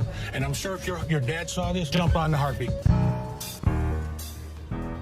Seth and the man explained that it's not about the worth that he's asking for, in terms of thousands of dollars, but it's also about the condition of the poster, and it's not in a very good one. The man is continuously arguing that it's got signs all over it. If Les has seen it, that he'll definitely be surprised and definitely pay more than $1,000. Well, as for Les, he just came in. Sharper. They need to make an effort to close these deals quickly. Through my research in that, I seen personally that one just like this, Minto, and he got $950 for it. Right, so if that was mint, why would you want $1,000 for this? He only had one signature. I have at least a dozen. But with this tear up here, and the condition it's in, the water stain on the bottom, it's just a hard thing to sell. Yeah, but even though it's in this condition, how many of it exist? Very rare. And it's uncertified. Right. You know. I'll sell for $5. Les judged the entire piece and told him that he's asking for too much, and later on they further described that it's torn from the top and the bottom, and it's also got damage and they can't pay more for it. But he still won't agree to pay for it. But he did say that he'd charge $500 off of the amount, but they couldn't reduce it any further. Value? Let's make a deal. $75? No way. Who's gonna buy it from you? I'll just put it back in my basement, let it collect dust. Offering you just $100 cash money right now wouldn't make a difference, you're saying? 200. Nobody in life is ever gonna offer you more than us. According to Seth, it's a historical and cool piece and might be a profitable deal for them. So he asked the man if they'll pay $750 for it. But the man was stunned and said that they're paying too little. He said that you should pay more, but Les is arguing that no one can pay you more than this. You change your mind, we'll honor the 100. Which would you prefer, 520s or a $100 bill? 520 seems like more, wouldn't it? 520s. That's to me. 520s right now. 100 hours. Take it or leave it. 520s. Got a deal. $100. Thank you. All right, man. Thank you. There's no question. It's a one-of-a-kind piece yet. It's a little bit of damage on it, but it's got a lot of autographs. I know we're going to make a profit. He asked for $200, but no, it's not going to be a good deal, and they told him to leave. The man in need got a severe shock and held up the poster thinking. Les again said that they can't pay more than $100, and after some time of quietness, they agreed to the deal. Finally, the happy deal was made. So there's a man, probably an attorney with two ladies along, coming inside towards Les at a pawn shop. Now, Les knew about it before. He asked for Les, and fortunately, he was at the counter. He asked why they had arrived at the store. He said that he came here for the ring, which they bought from these ladies for $10,000. But they didn't pay and gave them the receipt. Now, he put up the receipt and showed it to Les, and accused them of cheating and stealing from the women and taking their expensive ring. But Les was cool and controlled his anger. Whoever produced this ticket didn't understand. Let's smile. That is some bull. It may be bull, but that's the truth. I don't know how I got mixed up, but there's the game-changing point. Les, after listening to him, explained that he will reveal the truth now by showing the real receipt that they had. He went and came back with real receipts that they've been giving to the customers. There, he spotted major differences. He notified him of the major changes in the receipt that he brought. The man looked rather weird. The attorney turned to the women, but oh my god, they're still accusing Les of having given them the wrong receipt and asking the attorney to take the money from Les. The man, being down on himself as you can see, argued with. The man showed the evidence to the ladies and told them that they were having the wrong receipt, but they continued to argue. The ladies started harassing both of them and started using personal attacks. They were all arguing amongst themselves. Pretty crazy. The attorney went back as he can't do anything for the ladies. How are you? I'm doing okay. What can I help you with? Either trying to get a loan on it or you guys can buy it. Trying to sell it for maybe like $150. $50. Why is it $50? The certificate and everything is in there. And the bag costs actually way more than that. Well, if you can tell, it's actually stained. Okay. All through here. I'm trying to sell it for $150 or get a loan for $75 instead of the $50. Yeah, I wasn't interested in more than $50. If you know purses, then you know the As our unsuspecting customer strolls into the kitchen at Chaos, little does she know what's cooking today. Ashley, patiently bracing herself for another round of absurdity, politely inquires about what the customer's looking to offload. The girl, blissfully unaware of the purse's actual value, confidently suggests a price that's almost a steal. It costs way more than that. Okay, but I'm not going to pay you for the amount that you think it's worth because it's stained. This is not one of the newer ones. This is not this season. I know about purses. It was torn. It was stained. It's not even the last season's bag. The thing is old. But you still willing to buy for $50 though, so if it wasn't worth it. And now the plot thickens. The lady asserts that if Ashley truly understood purses, she'd gladly accept the offered amount. However, Ashley, standing firm in her claim that the purse is torn and not worth more than $50, creates a hilarious clash of valuation difference. We even say $50. So they didn't say it wasn't worth it. Can I talk to somebody else? I don't want to talk to your pepperoni looking ass. Can I get somebody My pepperoni looking ass. Pepperoni ass? I don't even know what that means. She take a look at her own ass? Can I get somebody else to talk to? It don't even matter. I don't have to talk to you. And I don't talk to you either, so why don't you go home? Leave Can our I talk store. to somebody Nope. else? Why do I have to talk to you? Because You I'm the disrespectful. manager. I'm disrespectful and you call me a pepperoni ass? Ugly ass bitch. F you. And it's time to cue the drama. Ashley throws out the bold figure of $50, and it hits the customer like a curveball she wasn't ready for. Feeling the heat, our lady teeters on the edge of diplomacy and blurts out the unforgettable line. She labels Ashley a pepperoni ass and decides that she'd rather chat with anyone but her. Talk about spicing up negotiations. 3 males walked into a pawn shop. One of the suspects stood at the door as a lookout while the other 2 suspects walked directly over to the display cases.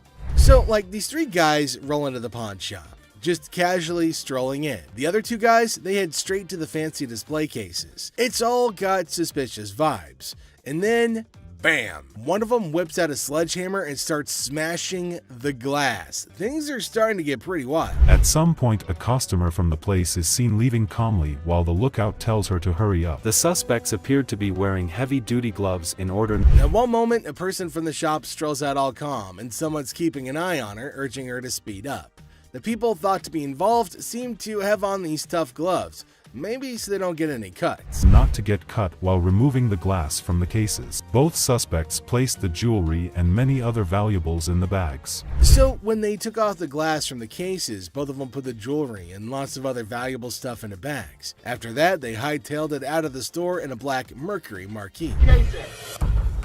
Where the case at? Where is it at? Where you put them on? A guy storms into the pawn shop all worked up and starts shouting about a missing case. He's demanding to know where it is, and he appears to be accusing the staff of removing it. The feeling of stress in the air is increasing, and it's obvious that something is wrong. We do not take gangs. Take no wise my damage to that's the way it came in like the kids. I know. You gonna act like I ain't got no sense? He's accusing us of taking games out of his unit. Look at the ticket. It never said with game. The atmosphere gets even more intense as the guy accuses the pawn shop of messing with his games. Les, the cool guy at the pawn shop, stands his ground. The customer's getting more agitated, making accusations and even talking about blowing up the place, which is just adding to the chaos. At that point, man, you can get your arms up off belly and none of your body parts on me, bro. After all the stress I have, the last thing I need is a customer causing a scene. Despite the escalating situation, Les stays calm. He tries to talk sense into the upset customer, especially with a big event coming up the next day. I know how to walk. I ain't literally because I part of the week and y'all motherfuckers in my middle row and put them games in there. And you wasn't even standing there when I posited. Somebody need to blow this place up. It's time to go, sir. You ain't gonna get my window. I'm not. Let go. Can I get my week? He'll get it for you, don't worry. You're making a threat like that? The situation becomes alarming when the upset customer makes a threat to blow up the place. Les, rightfully concerned about the safety of everybody, asks the guy to leave. Security becomes a priority, and the customer's demand for his belongings takes a backseat to the potential danger that he's creating. That's a challenging moment for Les, who's just trying to manage the chaos caused by an irate customer. How's it going, man? What's going on, man? Everything good. How about you? I'm doing good. Good. What can I do for you? Let me at least like 400 for this watch right here. What can I do for you today? Can I get like 400 for this watch right here? It's worth $820. Les, chilling at the pawn shop, notices a guy walking in, watch in hand. Les, being friendly, asks how things are going. The guy, hopeful, wants $400 for his watch. Les, the cool pawn detective, calmly discusses the watch's worth, revealing it's valued at about $82. Come on, tell me the truth. What'd you really pay? Telling you the truth, man. Come on, give me four for this watch, man. Come on, man. We deal in high-end watches. This was worthless. Nothing for us to deal with. Come on, give me like $450 for this watch. Yelling at me. I got a baby on the way, dog. Congratulations. I'm sick of living at the crib, man. My girl on my head. The negotiation heat rises as the guy insists on $400, but Les suggests $7. The guy, pleading and sharing his life story about a baby on the way, asks for $400 again. Les stands firm, offering him the same price, which leads to a bit of yelling. The guy, feeling frustrated, calls the place bull ass and expresses his discontent.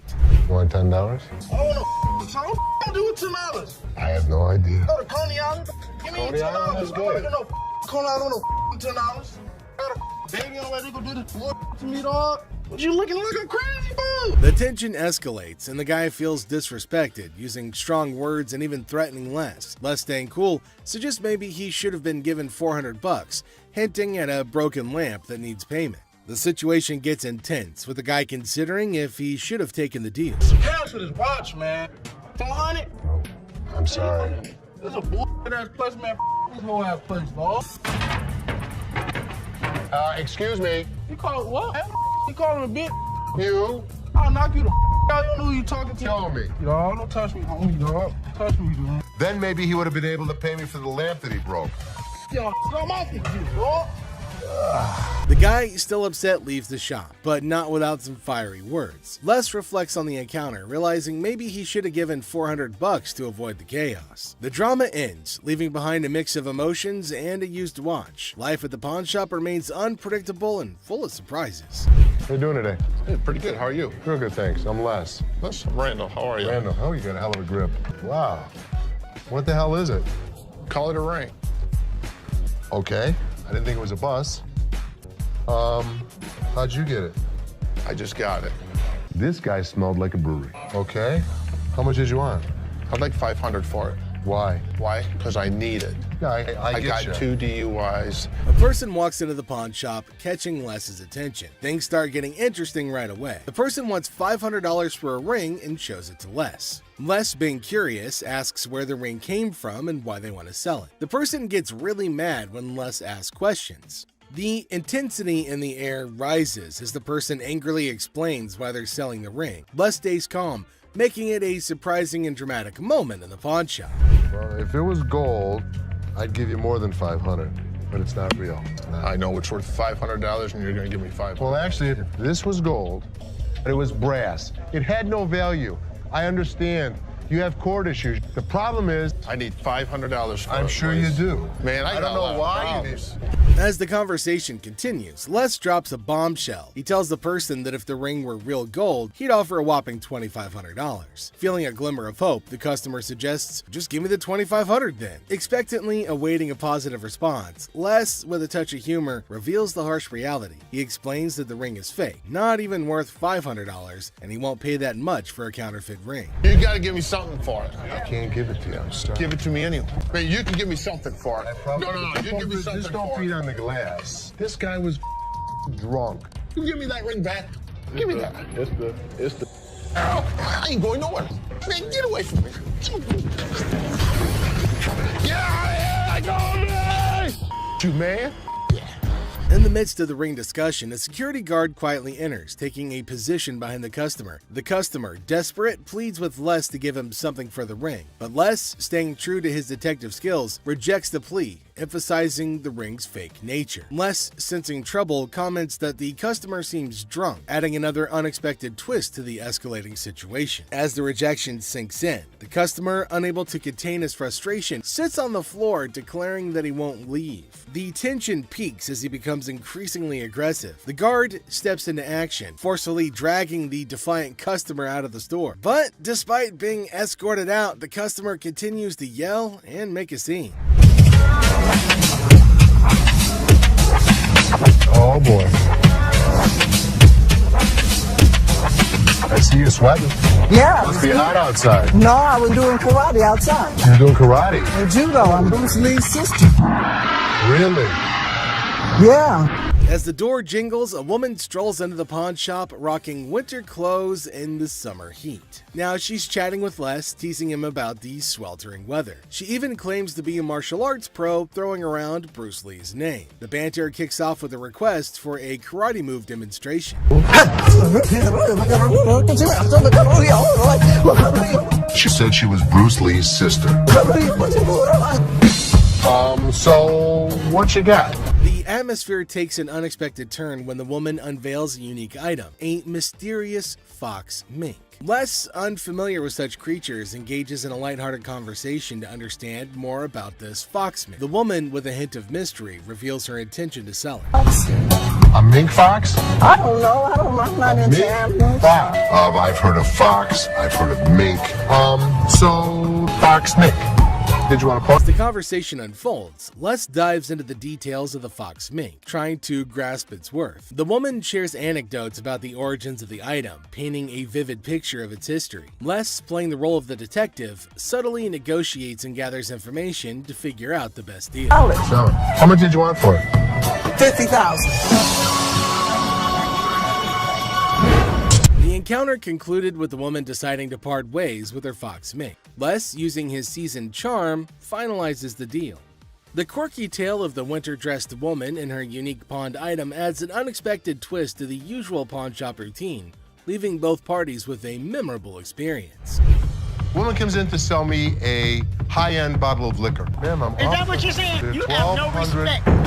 When you want to take a person when they down, fit the liquor inside the bottle. and anytime you're going to belittle a person. Ma'am, I didn't belittle you. As the door chimes, the woman confidently walks in, clutching an empty liquor bottle. She aims for a bold move, attempting to pawn the bottle for a cool $100. Les, with his discerning eye, swiftly rejects the proposal, explaining that a filled bottle would fetch a better price. The woman, not thrilled with the response, raises her voice, demanding respect and expressing her discontent. I'll give you $100. It's not worth more than $100. Especially when you say I wouldn't give you $100. Don't you ever walk up to my Baby, dad. hey, baby, don't point your finger. Life after this, Ma'am. don't you dare ever Ma'am, come in you here are again. in my face. I don't care, you're in my dad's store, and don't you ever think about coming in here You know again. what? Turn your ass around, badass out the door now. Nowhere Ashley steps up like a superhero. Now, she doesn't just cool things down, she straight up shuts the woman down. With confidence, Ashley tells her to leave and never come back. Suddenly, the chaos turns into quiet thanks to Ashley's quick and firm action. Son of a bitch. Where the hell is he? Rich! He's on the floor. People are waiting to pay us for their merchandise. He's not there. We're losing money. I'd had Rich's back. In the heart of the pawn shop, Les faces a moment of frustration and disbelief. The absence of Rich, a trusted ally for over 2 decades, leaves Les feeling betrayed. The urgency of customers waiting to make payments adds to the tension, and the weight of loyalty becomes a central theme in this unexpected turn of events. Since the first day he came here, over 20 years ago. I feel betrayed. Didn't I just have an employee meeting to tell everybody that they need to step up on their game? I'm watching you and Bobby J talk to these 2 girls. You're out there trying to sweet talk them, trying to bullshit with them. I'm looking for you in layaway. Where the hell are you? I gotta sit in layaway all day long and just wait for something to happen. As the minutes tick away, the atmosphere inside the pawn shop grows more intense. Les reflects on his long-standing support for Rich, highlighting his sense of loyalty that spans a quarter-century. He recalls a recent employee meeting where he emphasized the need for everyone to step up their game. Disappointment and frustration seep into his words as he confronts the situation, a pawn shop mystery intertwined with personal and professional loyalties. I'm watching you and Bobby J talk to these 2 girls. They're out there trying to sell their jewelry. You're out there trying to sweet talk them, trying to bullshit with them. They end up walking out the front door. You put me in a position that you were the next to go. In this pivotal moment, Les delivers a stern warning to a fellow employee, Bobby J. The scene unfolds with Les observing interactions and attempts at sweet-talking customers. The threat of termination looms as he recounts the consequences of letting down the team. The dialogue underscores the severity of the situation and the potential impact on job security. Tension rises as Les grapples with the repercussions of the unfolding events. Rich, I'm out. Tell your dad to off. You up your job. As the confrontation escalates, Les draws a line in the sand. The ultimatum is clear. compliance, or termination. The final seconds capture the raw emotion and frustration of a loyal employee who feels unappreciated and misunderstood. He knew he was in trouble once we walked through that door. Joe, did you steal from me? Tell me the truth.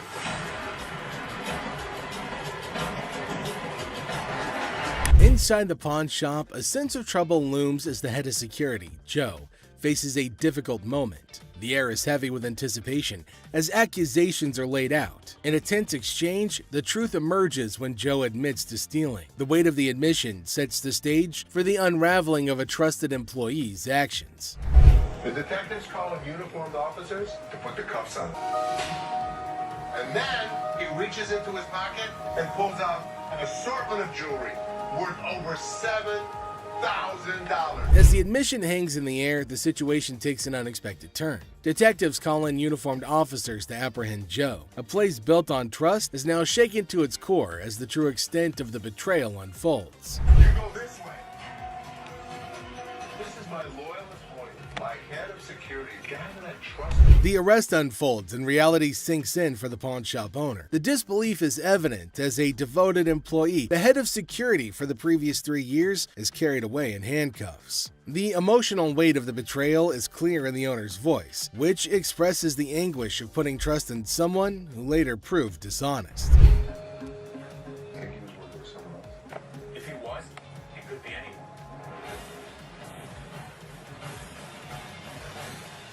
As the scene unfolds, questions linger in the air. The owner ponders the possibility of Joe working with someone else, leaving the situation shrouded in uncertainty. The aftermath of the betrayal raises concerns about potential accomplices and adds another layer to the unfolding drama. The final seconds leave the audience in suspense, contemplating the true extent of the security guard's actions. Are you her customer or mine? I'm talking to you.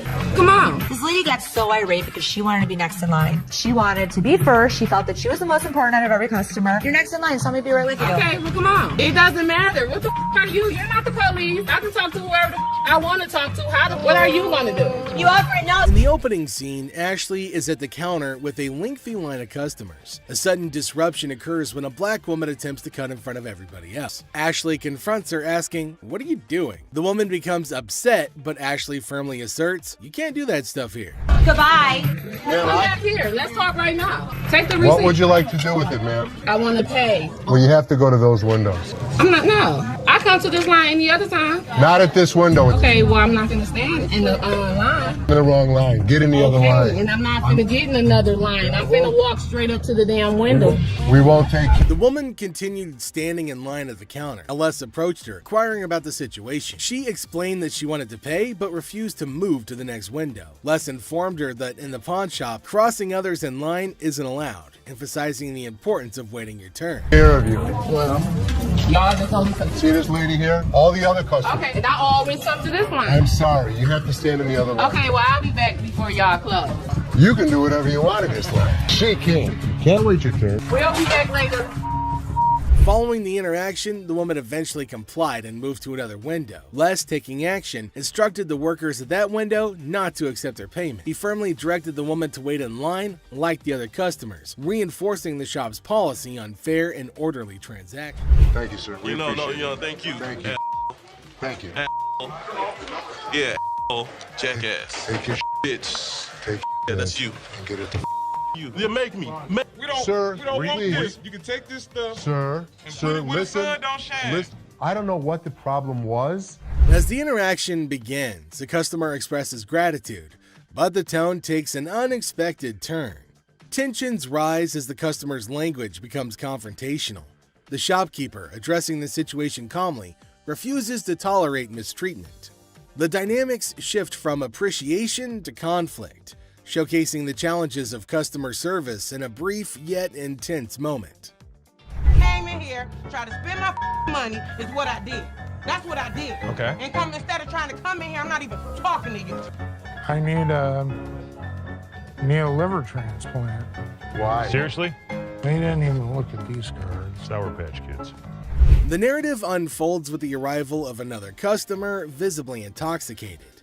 The shopkeeper navigates the encounter with a mix of tolerance and assertiveness. The customer attempts to engage in banter, revealing signs of alcohol influence. The shopkeeper, unswayed, maintains composure and subtly addresses the situation, highlighting the challenges of dealing with individuals under the influence. I'm not even out here trying to get this $30. Not paying on my... Wow, 50 for that. Jeff, take him out, please. Better not put it in your car.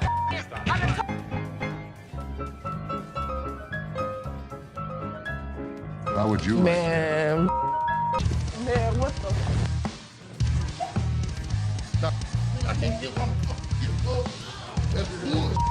In this segment, a discussion ensues about cards and a potential liver transplant. The shopkeeper encounters a situation where the customer's intentions are unclear.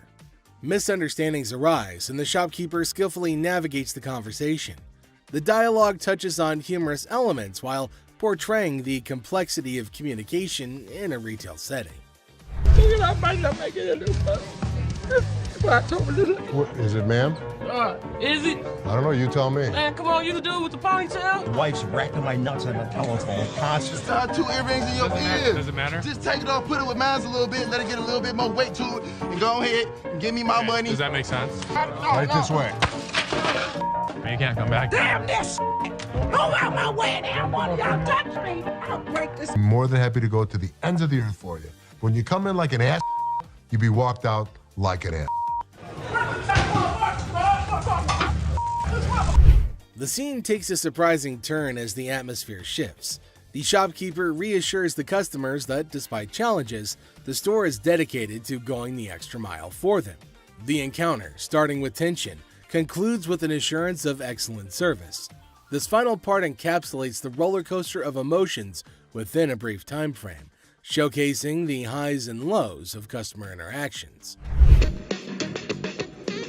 You need some help today? Man, how you doing, brother? What's the deal on this TV here? This TV right here is $400. $400? Yep. I was in here 2 weeks ago, sold you this mother for $90. Now you gonna ask me $400 for it, man? In the electronics section of the store, a customer named Robert engages in a conversation about a TV with the store employee. The casual tone sets the stage for what seems like a routine interaction. The customer questions the TV's price, sparking a humorous recount of a previous encounter where he claims to have purchased the same TV for a lower price. Are you kidding me? So you're making a $310 profit off me? Bull, man. Can I help you? Who are you, man? I come in here 2 weeks ago, just like I told this Gentlemen. do something with your hair, man. And then y'all gonna sell it for $400? You gonna make that much profit off me? As the dialogue unfolds, the customer expresses dissatisfaction with the marked up price, claiming the store will profit significantly from his purchase. A manager steps in, attempting to resolve the situation. Tensions rise as the customer questions the legitimacy of the price hike and demands a resolution, emphasizing the financial disparity between his purchase and the intended selling price. Brother, Where's your receipt? can you not understand English, my brother? No, I can't, my brother. I don't believe that he wants a TV for nothing. I'll just take the TV, man. Right out this door right Sure you here, will. and I'll be gone. I would like to see you trust out here so fast. Trust out by who? Who are you? Les asserts his role, introducing himself and trying to understand the customer's concerns. The customer, however, remains skeptical, challenging the legitimacy of the store's actions. The language barrier becomes a point of contention as the customer questions whether the manager understands English. The atmosphere becomes charged with frustration and confusion. 2 green miles. You're talking luck, and they're not going to be happy. Here, I ain't going out the door, man. Y'all ain't gonna put me on no door, man. I ain't gonna know. The customer threatens to take the TV and leave without making a purchase. The manager issues a stern warning, asserting that any attempt to take the TV without completing the transaction will result in immediate removal from the store. The confrontation takes an assertive turn, with both parties standing their ground. Once I get this TV. Man, get up off me. Man, get off me. Man, get off me. I ain't going outside. Get my damn my damn shoe, player.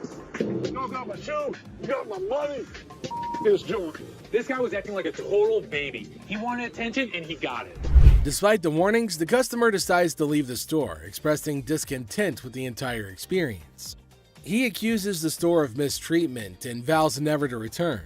The situation concludes with dramatic flair as the customer exits, leaving behind a sense of dissatisfaction and a promise never to return. How are you? I'm good. How are you? Well, actually, I'm not doing so good. No? My grandma just passed.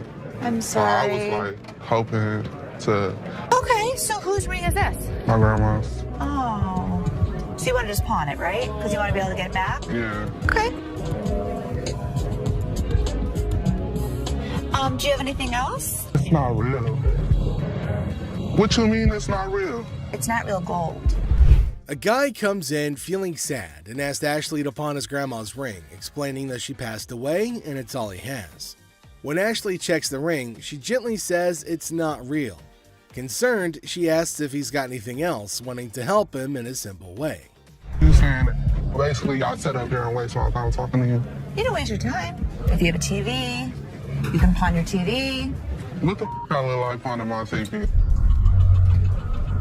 Do you have a TV? I need to speak with somebody else because you irritate me flat out. It's acting really erratic and it's making me really nervous. Lower your voice. Don't Lower your tell voice. me Lower what your to do. voice. Don't Lower put your voice. finger in Lower my your face. voice. Lower Don't your put voice. your finger. Ashley breaks the news that the ring isn't real. The person gets upset, saying it's not fake. Ashley suggests pawning a TV instead, but he questions why he should. Despite Ashley's efforts, the man gets angrier, repeatedly telling her to lower her voice. Ashley asks him not to point fingers at her face, but he ignores her. I'm trying to help you solve Like your this, issue. lower your voice. The next thing I know, this guy snapped. Lower Don't your tell voice. me Lower what your to do. voice. Don't Lower put your voice. finger. Bitch, you got me up. No, let's go. Let me go. Let me go. On the ground, bitch. On the ground. On the ground, mother. The security guard intervenes, slamming the upset person to the ground and then dragging him out of the pawn shop. The situation escalates and the guard takes decisive action to maintain order. Next up, we've got this episode where a heavily muscled individual made his way over to meet Les to complain about equipment he got from the store that got busted. Somebody bought this. This piece of junk I bought in here just a couple days ago. It don't work now. It's broken. What is it? Little ab lounger I bought here, man. Workout. In the midst of the pawn shop's hustle, a burly customer approaches Les with a complaint.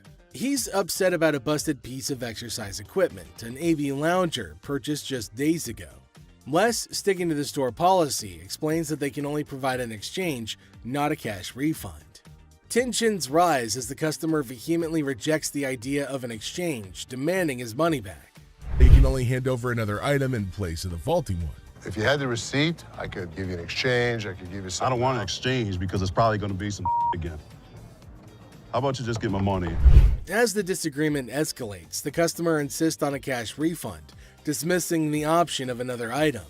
Les faces a dilemma, stuck between policy and customer satisfaction.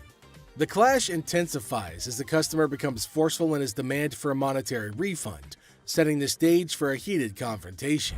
Les could match him word for word without fear. Better be some money. Or what? Or what? There's going to be a problem. How about What that? kind of... Les, accompanied by his trusty companion Byron the Snuggle Bear, stands his ground. The customer challenges Les with threats of problems if he... Good. I don't want you as a customer. All you do is run your mouth. Promise me you'll never come back. As the woman storms out, Seth bids her a not-so-fond farewell, relieved to see her go. With humor and sass, he ensures that she won't be back anytime soon, leaving the showroom olive-free and entertained by the absurdity of it all. You looking at, mother? Get the off me. Hey, what the you look? I need my $20. $100. No, mama, calm down. You won't believe how much this customer did when he couldn't take in the truth. Get the out of here, man. Get the out of here. Why are you standing behind me? It's a bright and sunny day at the pawn shop, but hold on to your hats because we're in for a wild ride. This cool and laid-back Albanian dude strolls in with a bunch of ancient comic books. When I say cool, I mean it. Like, look at this. Les. Ganti, how you doing? What's your name? Ganti. Genty? Yeah. Where are you from? He's got dollar signs in his eyes, thinking they're worth a fortune. But is he in for a surprise or what? Les and Ashley, the shop owners, give them their usual warm welcome. The customer proudly showcases his prize comics, claiming they're from the groovy 70s and in mint condition. He's even bold enough to demand a whopping $2,000 for the lot. What? They are shocked. How much did you want for him? I was looking around 2,000, man. $2,000? But our savvy Ashley ain't falling for it. She spots the bent corners and unimpressive preservation, grilling the customer about their sorry state. Poor fella, he's speechless. Didn't see that coming, did he? Do you see the edges? That's just one of them. Come on. No, actually, that's all. Ashley cuts straight to the chase and offers a jaw-dropping $5 for the entire stack. Yep, you heard it right. A gigantic drop from his lofty $2,000 expectation. Naturally, our customer isn't happy with the lowball and tries to haggle. But kudos to Ashley and Les. They hold their ground, eventually nudging the price up to a massive $6. Come on, you guys, just work with me a little bit. Give me something, you know what I mean? 6? And that's when things go from zero to chaos. Our previously calm customer suddenly loses it, accusing the shop of playing mind games. Leslie tries to calm him down, reassuring him they're not joking around. But no, he won't take their word for it. He insists on verifying the authenticity of the comics, and Ashley's response takes him to new levels of shock. From the 1970s.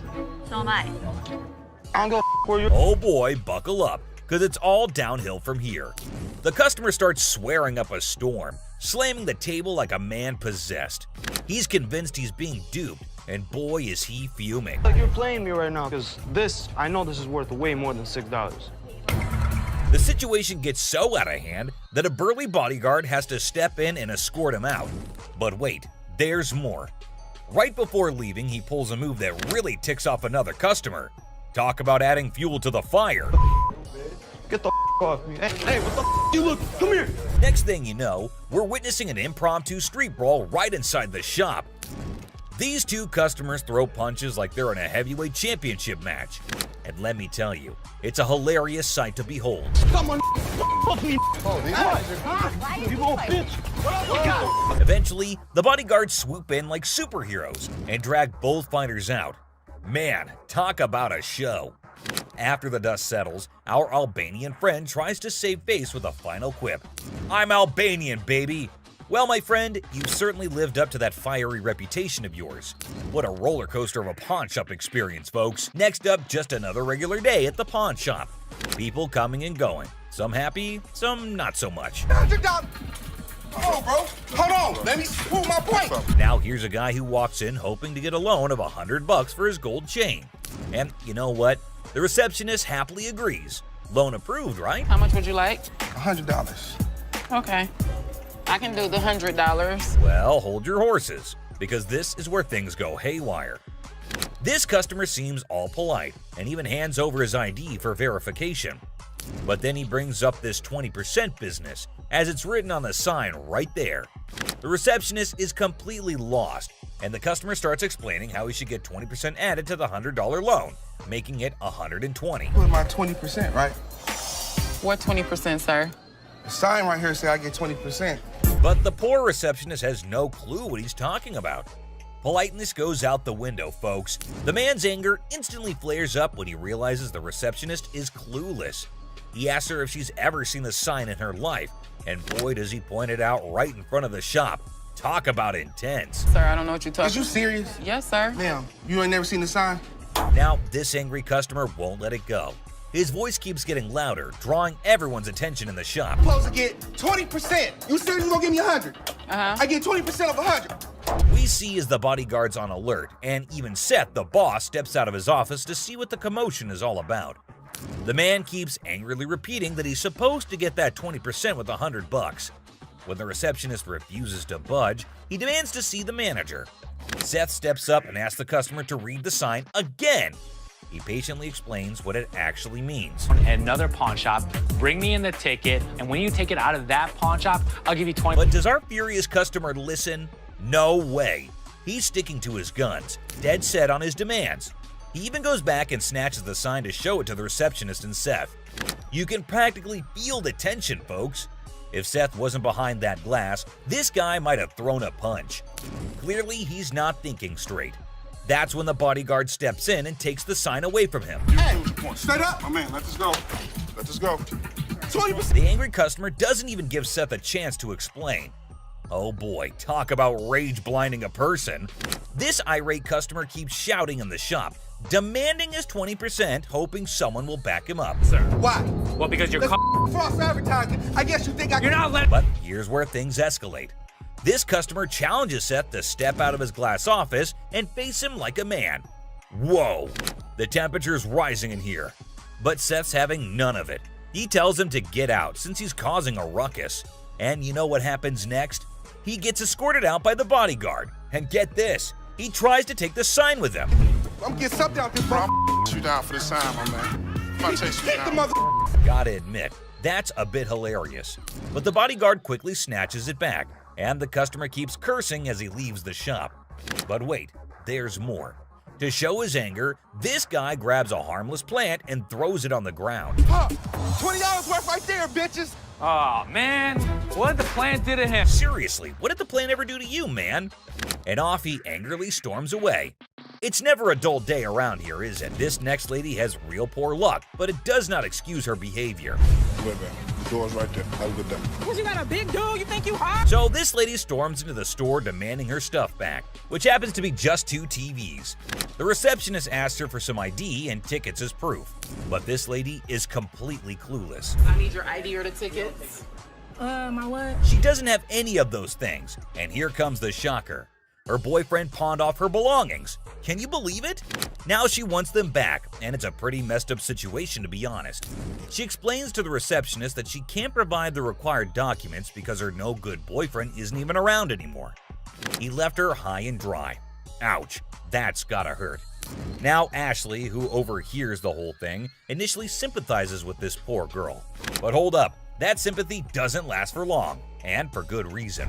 I feel terrible for her, but I can't help her without her ticket. This customer suddenly loses her mind, like all the anger in the world has consumed her.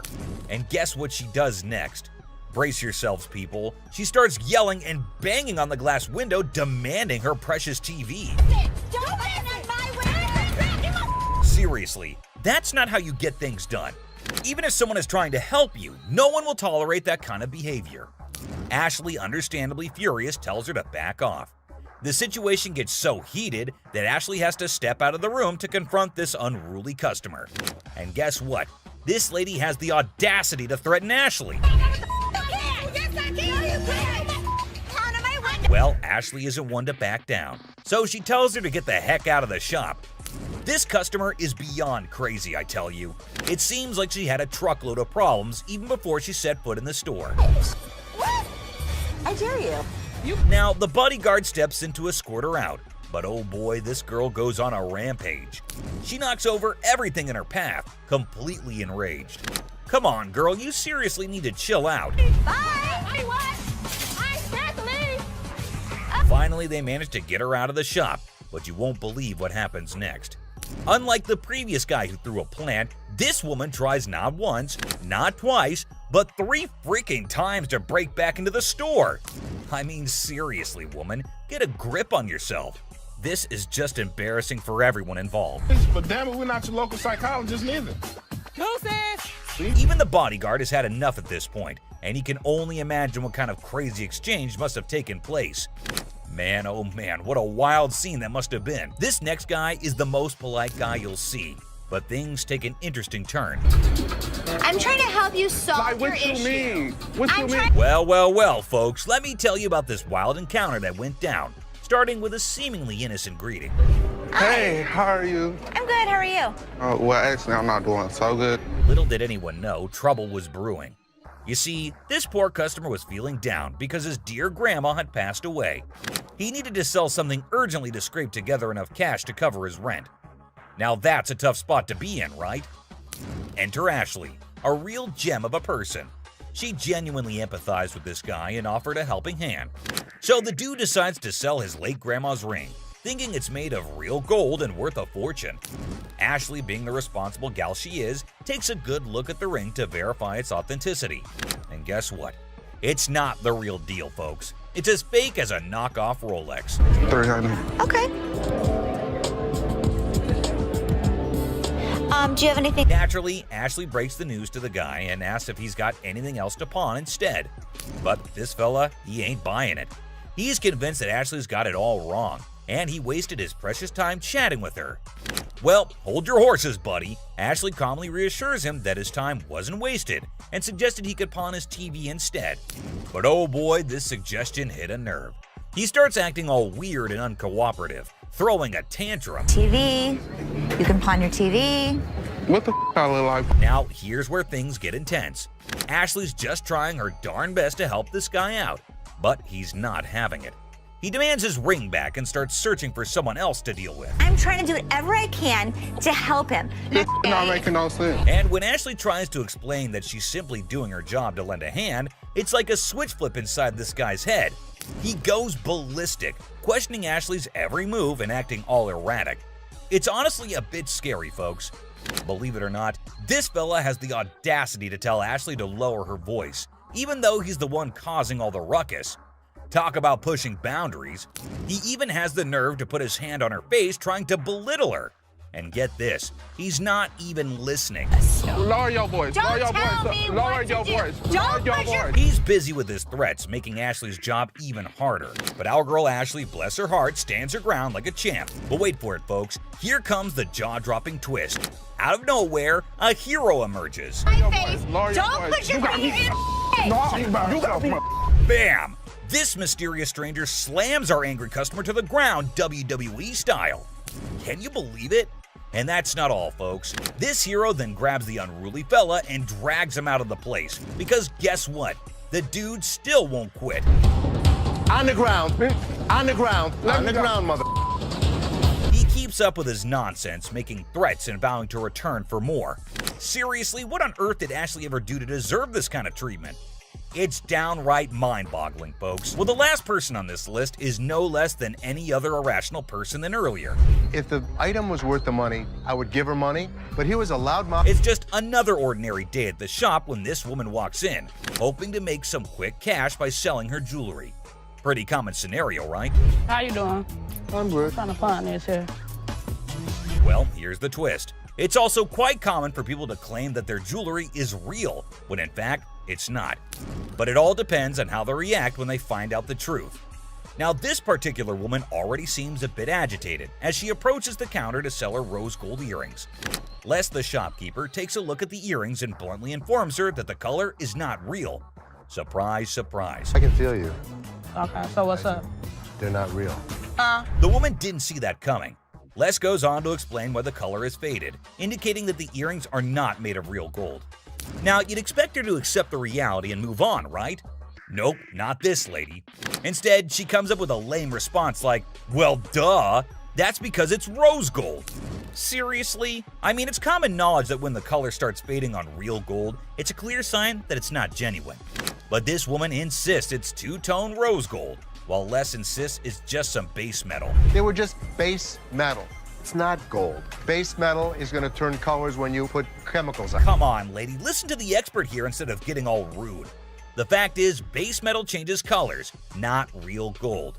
It's pretty clear that this woman just wants some money and has the audacity to demand $200 for those earrings. And as if being rude wasn't enough, she starts hurling abuse at poor Les. That real rose gold earrings, man, I need $200 right now. What the is the... Talk about being confused and disrespected. I can't blame Les for not taking that kind of nonsense. So the bodyguard steps in to escort the woman out of the shop. But guess what? She keeps insisting that she wants her money and even asks the bodyguard to check the earrings again. Seriously, lady, drop it already. Here's the funny part, and you'll never guess what Les did next. Yeah. You want me to wrap these up? Yes, he did that. I mean, why bother with someone who refuses to listen, right? Eventually, the woman is escorted out by Les and the bodyguard. But she doesn't give up that easily. She actually tries to break into the shop not once, not twice, but 3 times. I can't help but feel secondhand embarrassment for her. It's like witnessing pure insanity. I can't tell. He's out. In conclusion, this woman's behavior was out of line. Instead of accepting the truth and moving on, she chose to be rude, abusive, and persistent. It's a good thing Les and the bodyguard stood their ground and didn't let her disrupt the shop. Let's hope she learns a lesson from this and thinks twice before causing such a scene in the future. My dad truly believed that this glass could be something. Space for years. And you never know what surprises will walk through that door. we've got Seth bringing in something that's blowing everyone's mind, and boy is he in for a shock.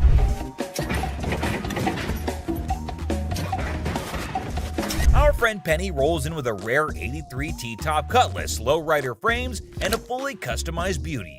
Whoa, whoa, whoa! This is the stuff dreams are made of. These babies are like finding a needle in a haystack these days, and you can see Seth's eyes light up with excitement. Easy there, Seth, don't get too carried away. We see all types of old cars come through the store. Does it do the four-wheel hop?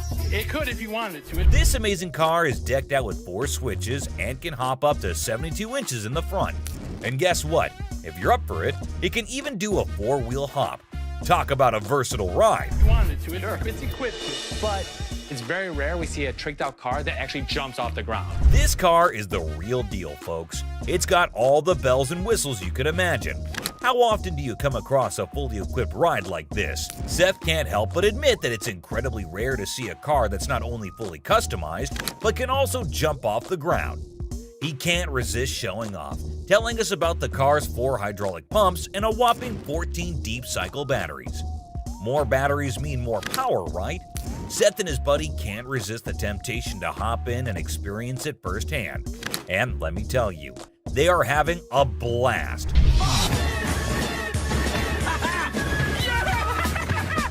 Now, Seth really wants this car, but he wants it at the right price.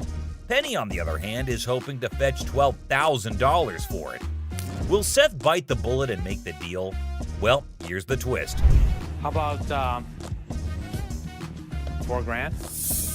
Seth is only willing to dish out $4,000 for it. Whoa, talk about a huge drop. You can see the disappointment on Penny's face. He explains that he spent $4,000 just on the paint job alone.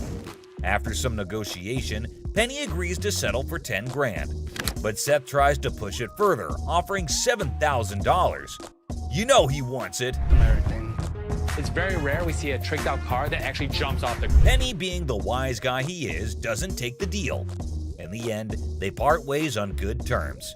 Well, folks, let's hope Penny finds another buyer who's willing to meet his price for this fully customized car. It's always a thrill to see unique items like this in the pawn shop. And who knows what will come through those doors next.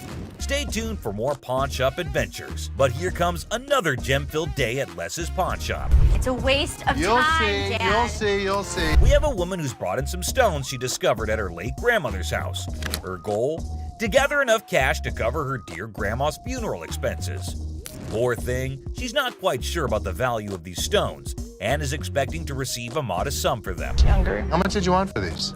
Anything would help, like $50 or $100. Enter Ashley, who wants to assist but has serious doubts about the authenticity of these gems.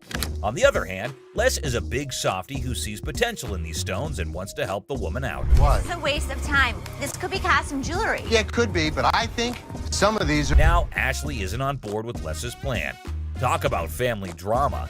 She's doing her best to convince Les that this is a complete waste of time. But Les has something up his sleeve. He's arranged for a gem expert to come in and assess whether the stones are genuine or not. And let me tell you, what unfolds next is nothing short of astonishing. Brace yourselves, folks. Holy... Oh my God. These stones turn out to be the real deal. Crystal's life is about to take a major turn. All the stones, except for one, turn out to be plain old glass. But that one stone, oh boy, it's a game changer. It's a rare Burmese ruby worth a whopping $10,000. Les's hunch was spot on, and boy does it pay off. So we'll be able to give you $10,000. Crystal can hardly believe her luck. She's ecstatic and still pinching herself to make sure it's real.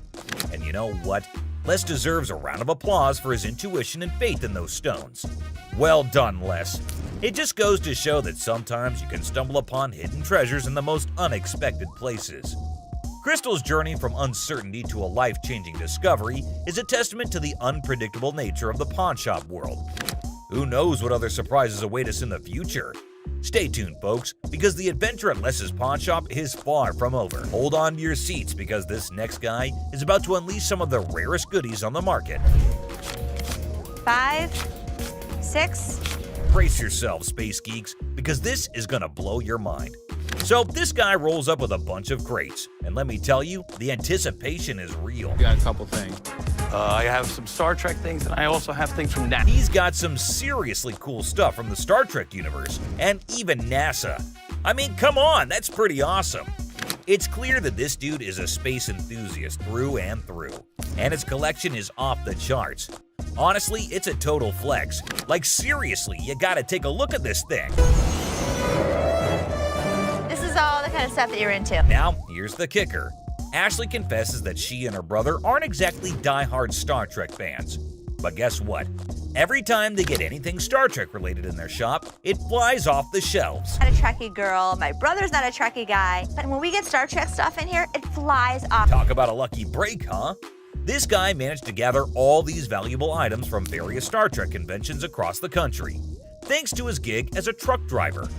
Talk about dedication to the cause. But wait, it gets even better. He pulls out this kit from Paramount Studios, which is a seriously impressive piece in his collection. To give to radio station to run ads for the show. It's an authentic set that was sent to a TV executive when Deep Space Nine first hit the screens. Now that's some next level stuff right there. You can't help but appreciate the sheer coolness of it all. Here's the catch though. All this awesomeness comes at a price, and Seth, our shop owner, is taken aback by the asking price. This was $1,000? Yes. Wow. $1,000? Yes. Why? Why is that so Because much? it's custom built and it all lights up and works. The guy wants a whopping $1,200 for everything, unless ever the savvy negotiator tries to bring it down to $700. It seems like a stalemate, but fear not, because Ashley steps in with her clever thinking. After some intense back and forth, Ashley manages to strike a deal. $7,800. She works her magic and secures all these incredible items for just $800. Can you believe it? Talk about a happy ending. Everyone walks away satisfied. The customer gets a fair price, and our shop owners have some killer new additions to their inventory.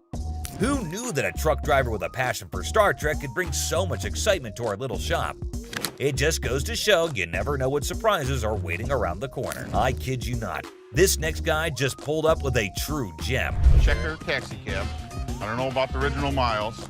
Meter still. Can you even fathom it? It's none other than a 1982 checkered cab. Whoa, now that's what I call antique. Take a gander at this beauty. It's in remarkable condition. It's evident that the owner showered this car with lots of love and care. Kudos to him. Did you call for a cab? Did you call for a cab? Now, hold on to your hats because there's more to this story. Our daring duo, Les and Seth, decided to peek under the hood. Lo and behold, their jaws dropped. Look at that thing purr. Don't you lose money because you get there quicker? And it all goes... The engine looks splendid, almost brand new. How cool is that? But wait, there's a fascinating tidbit about this cab. Back in the day, they used to write the rates right on the taxi door itself. Talk about genius! This way, the rates were fixed, making it easier to attract customers. It's a shame we don't see this kind of thoughtful detail nowadays. The door. Did you see the rates on the door? Yeah, I did. The shut up one is one I like. And guess what? This car enthusiast doesn't just have one of these incredible cabs, but a whopping total of 4. 4, my friends! And out of all his prized possessions, he decided to part ways with one and sell it to this very pawn shop. As long as the price is right and it's in good condition, we can make a profit. Boy, oh boy, Les and Seth should count their lucky stars. Now brace yourselves for the asking price. This customer is seeking a jaw-dropping $10,000. Can you believe it? Les, being the inquisitive one, questions the reason behind such a hefty sum for what seems to be a mere antique car. Sensibly, Seth suggests that the customer take the car for a spin, just to ensure everything is running smoothly. Perhaps then they'll be able to negotiate a fair price. Good thinking, Seth.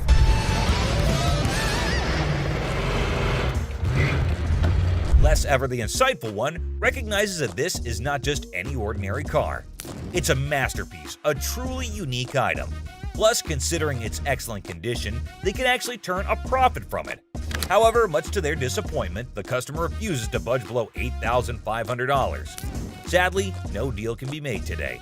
Nonetheless, Les wishes him luck, and we join him in hoping that the right buyer comes along for this exceptional ride. Fingers crossed, this next guy brought in something, and you won't believe what it is. You want $950? This guy walked in all eager to sell something big, and boy did he deliver. When he unveiled the item, everyone's jaws hit the floor. Well, I hear you guys buy silver. We do. That's a Silver Surfer. I'm talking about a life-size Silver Surfer from the Fantastic Four. Can you believe it? This thing is massive and made entirely of silver. It's a sight to behold. Now, let me fill you in on the backstory. This customer explains that this Silver Surfer was actually a display piece for the movie Fantastic Four: Rise of the Silver Surfer. They made a total of 1,500 of these bad boys. Can you imagine? But here's the kicker.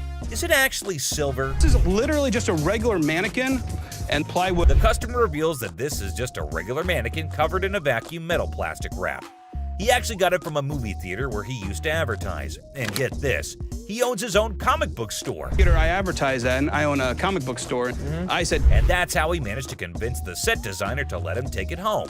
And the next day, it was proudly displayed in his shop for the next 5 years. Talk about a cool collector's item. Now hold on to your seats, because things are about to get interesting. This guy is asking for a whopping $2,000 for the Silver Surfer. And let me tell you, he seems pretty darn adamant about it. Like, take a look at this. I want $2,000 for it. Why? Ashley, always the one to ask the tough questions, wonders why it's priced so high. The customer confidently explains that outline. It's actually valued at $3,000, and he wants a fair price for it. Oh, and here's a fun fact for you. The Silver Surfer was actually voted one of the top 50 most recognizable comic book heroes in America. Pretty cool, huh? Ashley, being the shrewd businesswoman she is, gives the customer a reality check. She offers him a lesser amount for it, stating that it's the best she can do. But the customer stands his ground and refuses to go below $1,000. That's quite a gap to bridge. To buy this from you for $500. But then in comes Seth, our resident genius manipulator. What he does next and how he convinces the customer will truly shock you.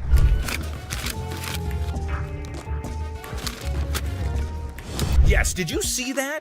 He slyly takes out the money, slaps it on the desk right in front of the customer, and presents him with a take it or leave it offer of $900. The tension is palpable.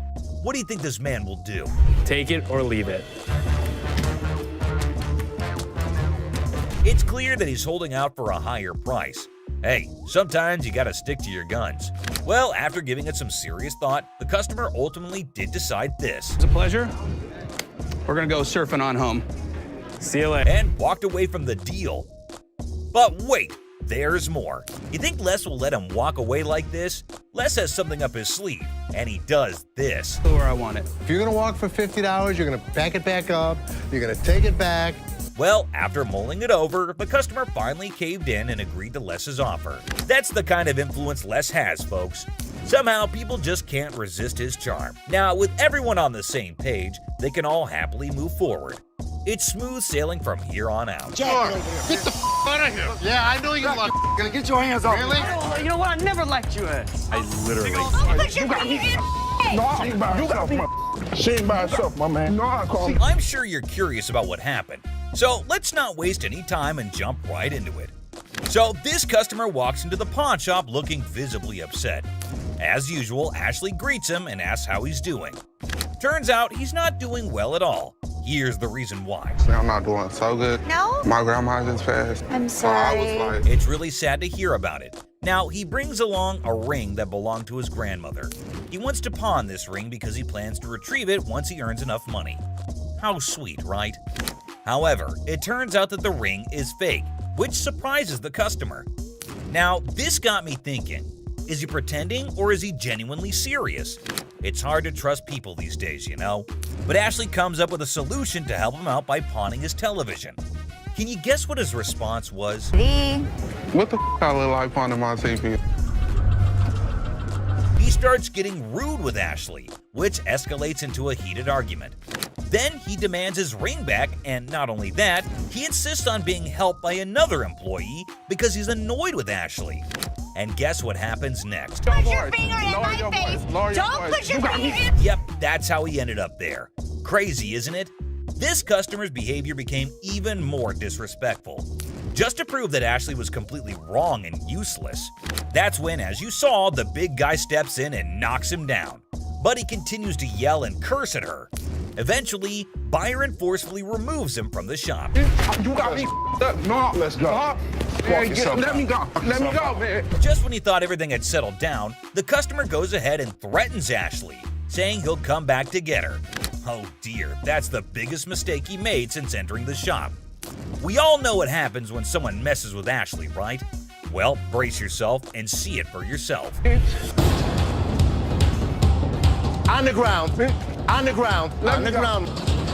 Dang, the customer was literally scared for his life. Next up, it was just another normal day at this famous pawn shop called American Jewelry and Loan, located right in the heart of Detroit, USA. He comes in with his Xbox and immediately tells Les that he needs to get as much money as he possibly can for it. He knew that they probably get a lot of Xboxes anyway, so that does not set him apart from the rest of the regular customers. He reveals that he needs as much cash as possible, and it is all for his girlfriend. And Les was clearly not here for his unreasonable demands. Take a look at his reaction. Immediately, this customer gets enraged and begins demanding $300 for his Xbox, as it was $80, which is way far from a whopper of $300. He even put his finger on Leslie's face, and that is when he knew it was time for this guy to leave. And he did not make it easier. Well, at least they wished him a good day. Moving on to the next. You talking to? Alright folks, let me set the scene for you. We got Sharonda and her son Deontay strolling into the pawn shop. You see, it's Sharonda's birthday, and she's all about treating herself to some classic, fabulous jewelry. She's pumped, she's excited, she's ready to sparkle. But hold up, here comes Deontay acting like he couldn't care less. This kid's got an attitude and thinks he knows it all. He's annoying both his mom and Seth, the helpful employee trying to assist Sharonda in finding that perfect piece. Alright guys, brace yourselves for the next chapter in Sharonda's jewelry adventure. So she's browsing through the sparkling goodies and finds another piece that catches her eye. This time, it's a real beauty. And let me tell you, Deontay's reaction? Yeah, it did not go over well. Not one bit. Only to discover that they're as fake as a $3 bill. And let me tell you, he is not a happy camper. Poor Seth, the pawn shop employee, gets hit with some seriously rude behavior. It's time to dive into this next customer named Michael, a regular at the pawn store who comes in with all kinds of things. And finally, down to the #1 worst customer.